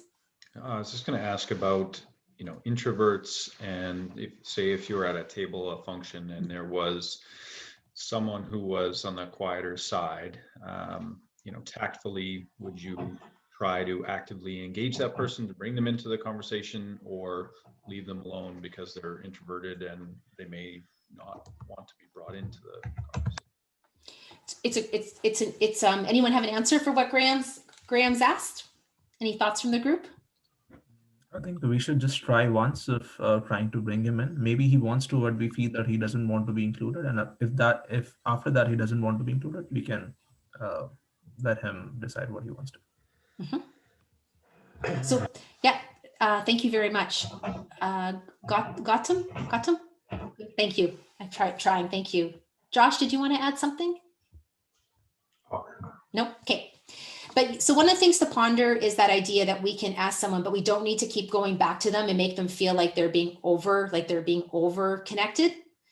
I do like the idea of, if the person sitting beside them, sort of just trying to connect with them a little bit. So the people that are sitting beside that individual can maybe try a little bit more. But when you're actually leaving the event, just even go by and try and connect with that person again. So I'm very happy we had a chance to sit down for dinner together. Hopefully next time we're together, I'd love to learn more about you. I'll see you at the next event. So don't avoid the person, but we will label the person as shy. And I find that that's just not what they are. They're just more introverted. And when they're interested, they'll connect. And if you see them smiling, you can say, "Oh, what made you smile about that? Oh, I saw you smiled. Like, or you laugh. What made that funny to you?" Right? I just want to encourage us once again at that executive. I'm trying to take this up a level too, from a networking civility, but also from that next level is when you're looking at your teams and your work, just consider extroverts and introverts. And there's looking at an individual that way and the strength that they bring to the table. So some of the biggest struggles that come up is, how do I start a conversation when I go to an event if I don't know anybody? What do I do? It's definitely easier to go to an event when you have a friend. Also, the disadvantage of that is sometimes you stick together like, well, peanut butter and jelly, right? And so that's also a positive, because you know there's two people and you can meet people and you can kind of, it's a nice connection. But at the same time, you sometimes don't really get that opportunity to stand on your own feet. And so I just want us to realize that there's pros and cons to going to an event on our own. And so if you don't know anyone at an event, you can always reach out to the host and say, "I've never been here before. I don't know anybody." And if it's a good organizer, they will help you. They'll put you at a table with some more extroverted individuals. They'll put you at a table with people that have been known to be very hospitable and open and inclusive. So just once again, that planning is also on that part of the equation as well. One of the things to think about is that if there's a group of people talking, if there's two people talking, the suggestion often is for us to maybe say the two of them are just talking. If they're very, very close, right? If they're talking like this, but if they're sitting around a table and there's still the opening on the other side, it is just, you can have more of an opportunity to go up. But when there's two people talking, sometimes it's maybe that's not the best small group to walk into. But if there's three people, you can just walk up into that group, wait for them to stop talking. And ideally then they'll say, "Oh, nice, I'm glad you joined us. I am Donna." And then they'll ask you your name. When you are standing at a cocktail table, just that awareness, right? That inclusiveness we're talking about here, it's a big deal to me. That inclusiveness is that if there's two of you standing at a table, are you standing in a way that's welcoming to people? Or are you standing in a way where like you're clenched over saying, "Get away from me"?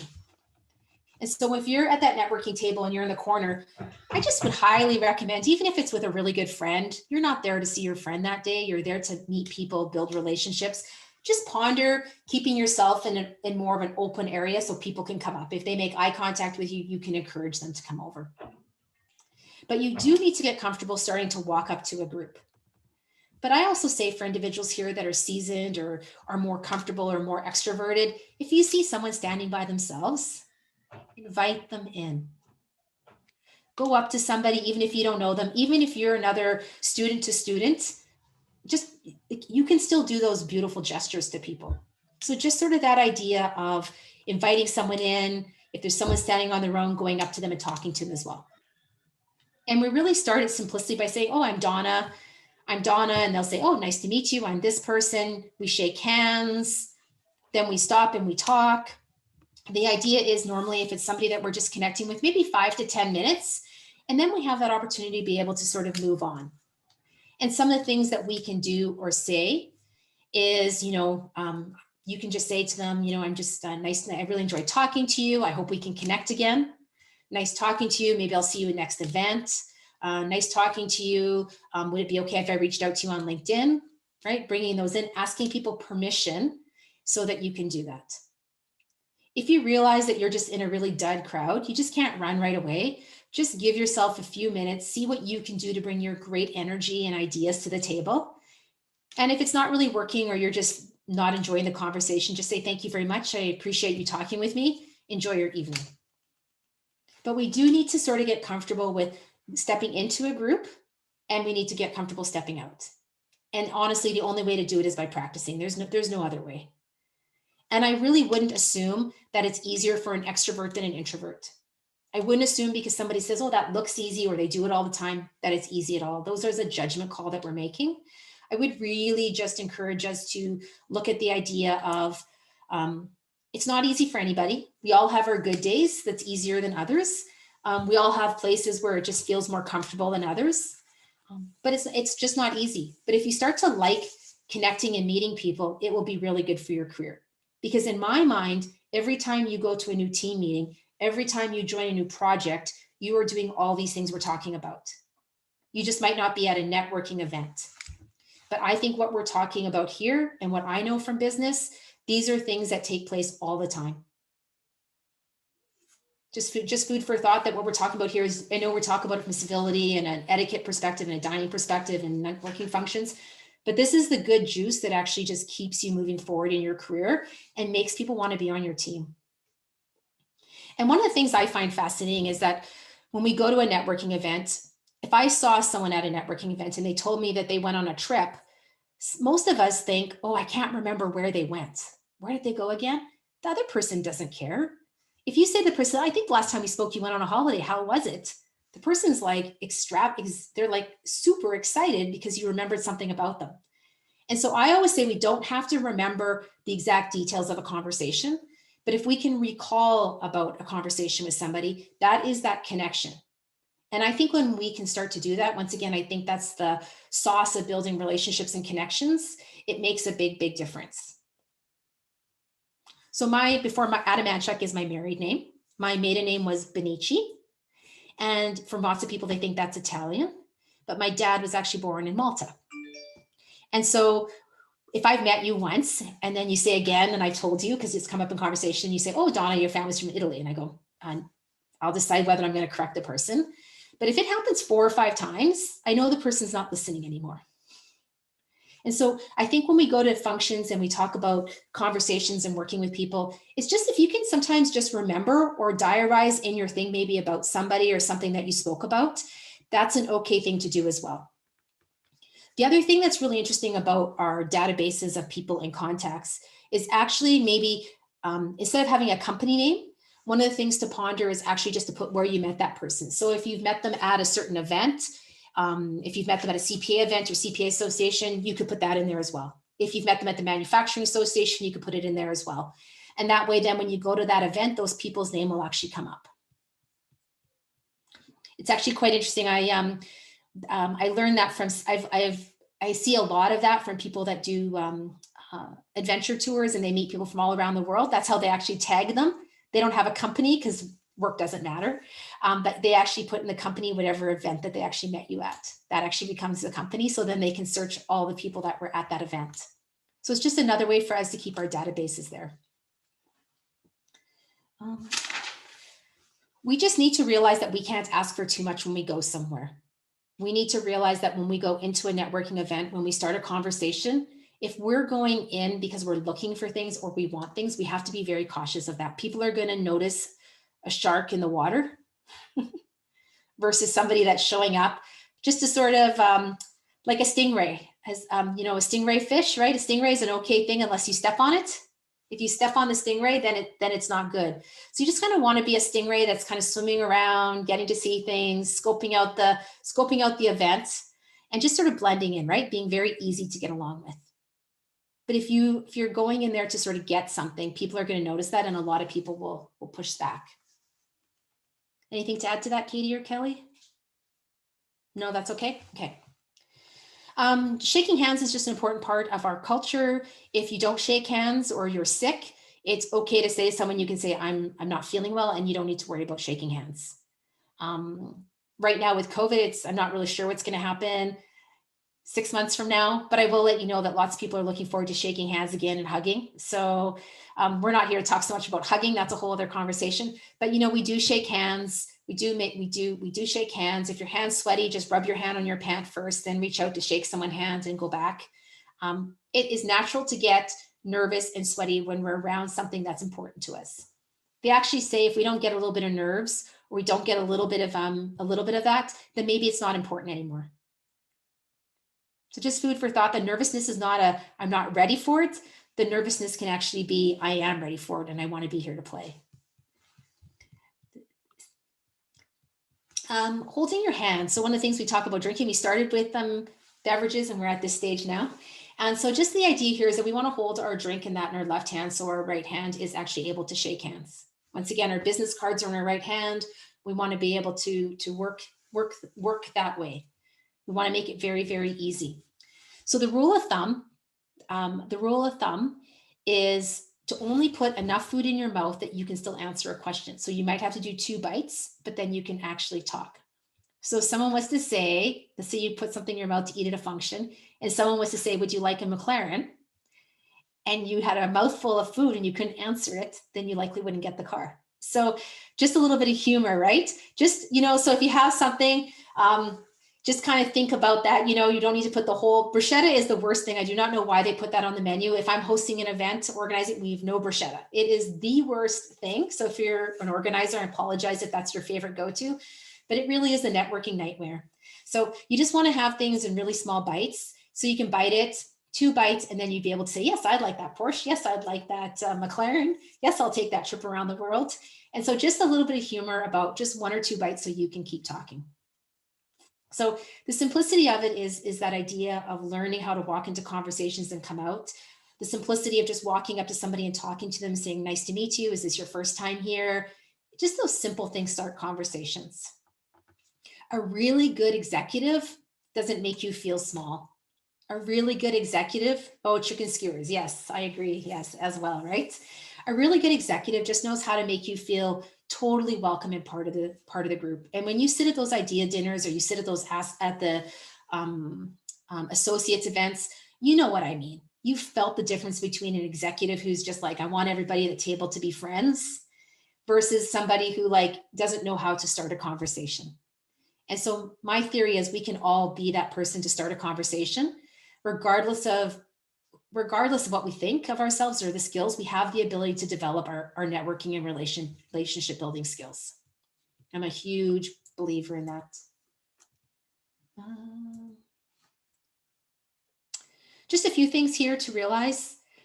Smiling is a little bit more than just your smile on your face. Your body smiles, your body has energy. So when you are talking to people, if you're slumped over and you're smiling, you got to keep your shoulders back. Just smile, look at people with your eyes. Just that whole connection is really, really important.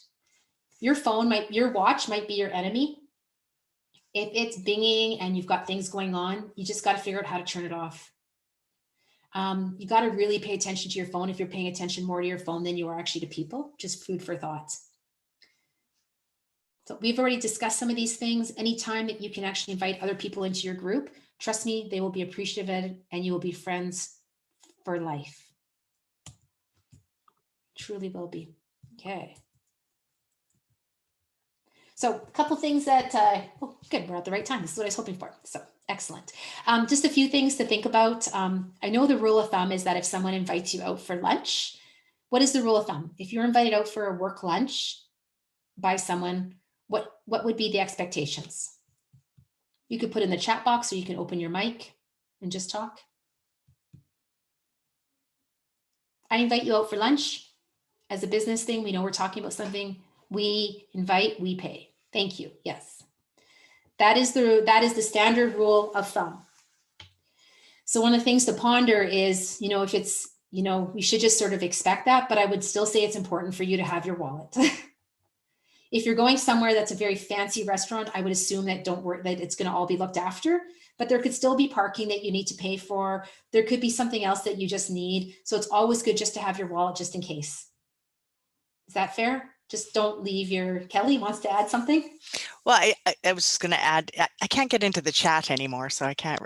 I wanted to say mirror what your post is eating or drinking. So if you're invited for a business lunch and your host orders a pop, maybe don't order a half a bottle of wine. Or if your host orders a sandwich and salad, maybe don't order the lobster dinner. Ideas. Yes. And the same thing applies to dessert, you know, just kind of taking it along that way. You might want dessert because, you know, they have like really good chocolate cake. It's just not the time. And for those individuals who are extroverts, right? So this is where we start talking about, you know, an extrovert and introversion energies and where they come. Our extroverts need to be aware that lunch is likely 45 minutes to an hour. You have to monitor your time unless someone says, we're going to go, let's have lunch, want to book an hour and a half, then that person is telling you. But for my extroverts that are very social and friendly and can sit out for lunch for a couple of hours, it's probably not the purpose of a working lunch. So just food for thought for you to be aware of. You can take your direction from the other person. It's probably not one of the things we talk about very much, but it's just one of the things to ponder when we start talking about a working lunch or going out for lunch with someone just about that time. And if it gets to be a certain time, it's okay to say, oh, do you have more time or not? And if someone asks about coffee, if they said you would like a coffee and the person asks you have time, you need to be honest with them if you have time or not, because if you actually don't have the time, you won't realize it, but your body will start to rush. You will start to exude things that you don't realize you're doing, nor do you want to do. So just that real importance of honesty, but definitely mirror the person that you are having lunch with, because they will remember those little things. Yes. And once again, if I'm going for lunch, I still bring a jacket.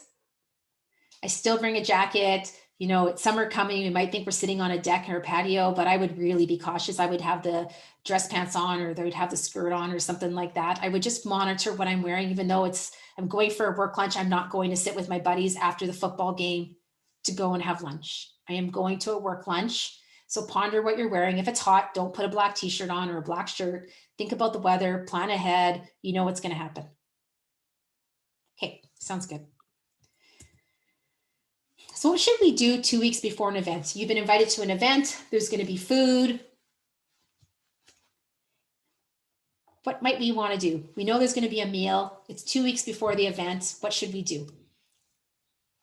Kelly knows the answer. Does anybody else want to jump in? Well, go for it, Kelly. I'm not sure I know the answer, but I'm going to say if you have any food sensitivities or allergies, you let your host know. Yes. Best to do it beforehand and not the day before, but no. Yeah. No, they have to put them, once you start to organize events, you start to have more, I find we have more respect for this, but they usually need to have the food orders in like 3 or 4 days before an event. And so, you know, it really is showing respect. Once again, we talk about how we build relationships with people. This is one of the ways that we present ourselves at an event. You may think I've got my suit, I'm dressed appropriately, I got my business cards.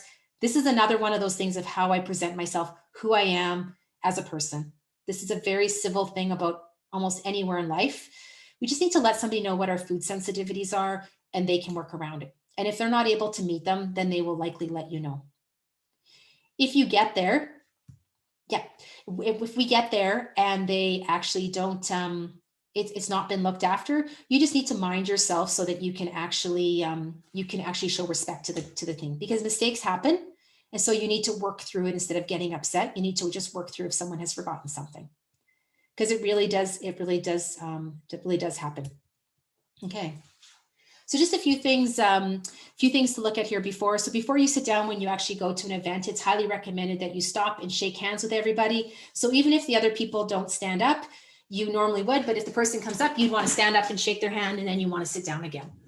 So if you're sitting and the person's walking around, you do want to stand up, shake hands, say your name, and sit back down. And it may seem like it's kind of comical, but it's a really important thing to do every time somebody comes around. And even if somebody doesn't do it, you can always go over and shake that person's hand as well. And it's really important if we know who the host is. So if you've been invited to sit at someone's table, if you've been invited to sit at a company table, or you know that there's a certain associate that you're sitting with, it's very kind to start with that person to shake their hand first, if you happen to know who the host is. Any thoughts on that? I know it's something that's not very comfortable, but I would highly recommend that is what we do. So when you go to the idea, or you get there and you shake hands, say your name, and then you sit down. So one of the things we're going to look at here is the idea of sort of that 4-course dining, and the idea of actually just sitting down and eating. So one of the things to realize that many times we may go to an event with more, but most often the events we go to are sort of 4 courses. So they start with the appetizer, a soup, a main course, and a dessert. Oops. So this would be what your table would look like, right? We've all seen this before. And so I'm sure all of you have heard this before. Your bread goes on the left, your meal in the center, and your water on the right. And that stands for BMW. I'm sure you've all heard that before. It's not new, right? So BMW, it's brilliant, it's easy, and we don't forget it. And so we just want to remember that our bread is on the left, our meal's here, and our water's over here. So BMW, our water and our drinks. One of the things that you'll notice when you're sitting, is the simplicity of sitting down to eat, is that we work from the outside in. Once again, if there is a hiccup on the seating, or there's a hiccup on the table, we don't say anything about it. We just go with it, right? So, you know, in this situation, I actually picked this picture on purpose because it looks to me, potentially, you could say to yourself, is it set properly or not? Because usually the stuff would go, you know, it would go smaller to bigger on this one here, but I'm not actually 100% sure what they're serving here. So I actually picked this picture on purpose, just to realize that sometimes when we sit down somewhere, people have done a really good job, and maybe a serving person just made a quick error in something. We just go with it. We don't make a stink about it, especially for a host. It can be very insulting to a host. So we just go with it. One of the other things for us, oh yeah, Vanessa. Yeah, I just wanted to add, I used to work in banquet serving at an Italian cultural center, and it's quite common for salad to come after the entree. And that kind of threw people sometimes. So I think that could be happening here. Yes, yeah, it is. Yeah, people will have it at the end. That's right. They'll have to depend upon the culture, right? Yeah, thank you, Vanessa. And we take the meal as it comes, right? We take what's offered to us as we're going. So when we're sitting down at a table and there's something not there, it's not like you're at your mom's house or your grandma's house or your papa's house or something, or your best friend's house, and you say, can you pass the hot sauce, or can you do this? When we're at a function, we take whatever's on the table. We shouldn't really be asking for anything else except what's there. And I know it might not seem like very much, but it's actually a very much part of the dining and civility as it comes to this.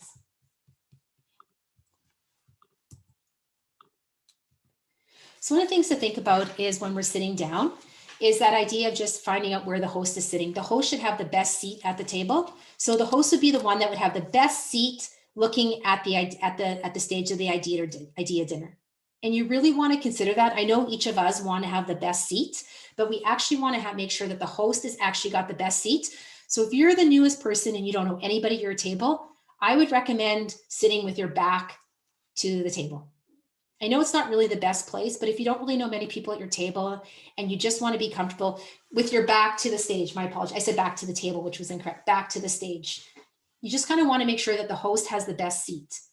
If you go to a Jets dinner or a Bombers dinner, often the players are actually, someone's hosted them, like they've paid for their seat. And what you want to realize is that you might want to sit with the host, but if a player actually shows up, you want to make sure that that player is sitting beside the host. So even who sits where at the table, if you're not sure, ask your host.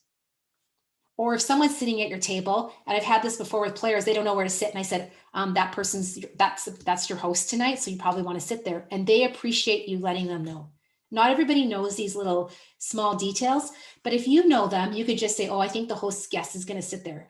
You don't have to say, no, you shouldn't sit there. It's the host guest. Vanessa, do you want to give some tips on the napkin on how it should be used on your lap? Ooh, I cannot remember. It was over a decade ago. Okay. Please. So what you want to make sure is you just want to make sure that your hands, you just want to kind of fold your napkin over. So there's actually a spot in between. So you take your napkin, you fold it back. And so if you do need to clean your hands, you can just put them in between and wipe your fingers. And so you're not having your napkins all dirty on the outside. You know, it's not like you're at the rib place and you're just going to go like this. So you just fold the napkin over and you just kind of put your hands in between. So you've got that there. One of the things to realize is that when you step up from the table, you just fold your napkin and you put it on the table, not on your plate, but on the side, and you just leave it there. And then when you come back, you actually technically are supposed to put it on the chair, but that doesn't happen very much. When you actually step away, you're supposed to put your napkin on the back of your chair and lets the host know, or let the serving staff know, that you're actually going to be coming back. But most often in our space that we find, people will just fold their napkin, put it on the side, and then when they come back, they can put it back on their lap. Probably one of my pet bugaboos is the chair. When you get up to go to the bathroom or get up to do anything, please push your chair in. I don't quite get the whole leave my chair out. One of the other things to realize is that when we're out and about and we have our phones and our purses, they don't go on the table. My sunglasses, I love, they don't go on my table.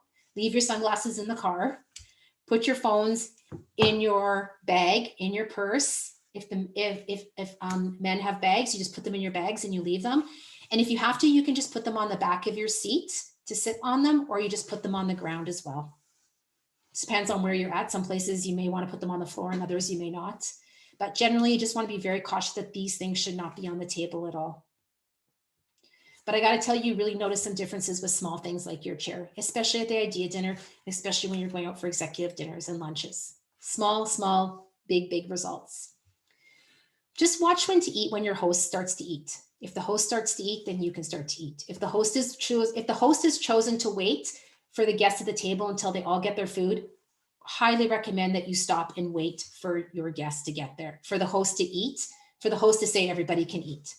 If the host says go ahead and eat, you can go ahead and eat. But when you're actually sitting at the dinner, the idea dinner, I would highly recommend just waiting until everybody's food arrived before you can go.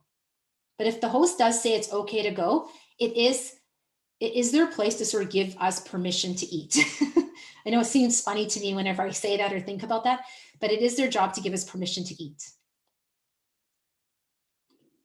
Excellent. It's okay. I have a few more seconds there, Kelly. I apologize. We're okay? I know, I'm sorry. For sure. So one of the things just to realize is about passing the plate. So when we sit down for our dinner, we sit down at our table to eat. One of the things we want to ponder is the idea of which way do we go? So it's actually counterclockwise. You pass to your right. You always pass to your right. You pass the food or pass the bread basket around. You don't pass the bread basket like this. Remember, we're not at a barbecue with our buddies. We pass the basket this way. If the person across from you has cream and you have milk, you ask the person, could you pass me the cream? We don't get up again and reach and get it. It doesn't matter really, like it's very important for us to be aware of these things. As we're going around, we just want to pass it. If it's something heavy, we can hold it for someone so that they can then take their food, let them have it, and then pass it around. For many of the functions you're going to be at, they're going to be more sit-down dinners where things are served. But the family style is becoming popular at events sometimes as well. So you think about potatoes, you think about something heavy like the turkey tray. And so when you're at your family's next time you're eating, you can just practice that. You hold the tray, somebody takes their food, then you pass it to them and it goes around. The thing that's quite fascinating, and this is one of the small things that I will notice, and it's not about being right or wrong, but just you pick up the bread basket. And actually, if you picked up the bread basket, it's actually you shouldn't, the idea would be for you not to take the bread first. You pick the bread basket up to pass it. And you would be the person last to take the bread. It's a very small thing. And it's not about someone being right or wrong, but it's just that thing of like taking the civility and then just, interacting with other people. So you pass the bread, pass the basket, and then they would go around with the bread basket. Donna, can I also add that if you are the person that picks up the bread basket, think about passing the butter as well. Yes. Right? Or yes. If somebody asks you to pass the salt and the pepper shakers. Not just one. Right. Yes. Yeah. It's that intuitive thinking about what is actually taking place for somebody. If somebody has coffee over there and you have the milk, you can say, would you like it? Instead of someone having to ask, you can just do that. So very important to ask versus lean. just remember, we're not at a barbecue. We're not at the baseball game. We're not at a cricket game. We are there to actually, we're there to pass. It's like a manufacturing plant. There's actually process in there. And many of you who like process, there's a process to the table. Once you get to know it, it's very easy. Once you become comfortable with it, it's very easy. And really and truthfully, if it's not on the table, don't ask for it. I can't be more clear about that. One of the things that I'm just going to let you know is that we don't do this over our coffee when the serving staff is coming by. You don't put your hand over your wine glass. You don't put your hand over your coffee if they want to pour more wine and more coffee. You just look at the person and say, the person's got a name tag, Samantha, no thank you. No more, please. Or you could say, Samantha, no more tonight, please. And a good serving staff will actually remember that. And so if people have name tags on, there's no reason why we can't use their names. They're individuals, they're human beings. It's just, you know, one of those small little details that we can do to connect with people when the serving staff is around as well. But we need to not, this is my cup. We don't do this. We don't turn our cups upside down. If the serving staff wants to turn the cup upside down for you, let them do it. You just need to talk to the serving staff so that you can go on. One of the other things that we want to realize is that when working, we don't pile the plates up for people. We just leave the dishes where they are and they will come and get them. We don't push stuff away from us. We don't push stuff forward. If the table needs to be cleared because you're at a lunch and you're now bringing out information, then it is time to, you know, time to ask for someone to clear the table. But we really just need to, Vanessa Rosling, on behalf of the banquet server, everywhere, thank you. Oh, you're welcome. I really notice the small details in when people start doing certain things. Snapping of the fingers, I don't know. It just really makes me cringe. And so even though you might be in a rush or you need something, just realize that it's small, simple, but significant. And that's what we're talking about here, right? The glass over here, this over here, turning my glass upside down. They're just not necessary. I know it just seems kind of silly, but it's very, very not necessary. You don't roll your napkin up and put it in your water glass. You just fold your glass up. If there's something inside there, you just fold it up and just put it on your plate beside, on your bread plate. So we're not really going to spend much time on which way you should have your knife and fork, because I just think continental or American, it's just what it is. The most important thing, if you realize, is that our knives and forks should not, once we start using them, they do not go back on the, they don't go back on the tablecloth. Thank you. They don't go back on the tablecloth. They need to sit on the plate. So they need to be on the plate. They need to be sitting there. That's what I need you to ponder. If you're invited, is it still good to do Jason? Ideally, Jason, the person would just say, I'm going to look after this. They should not make you do the dance of the check. Actually, I think that goes against the civility of what we're talking about here.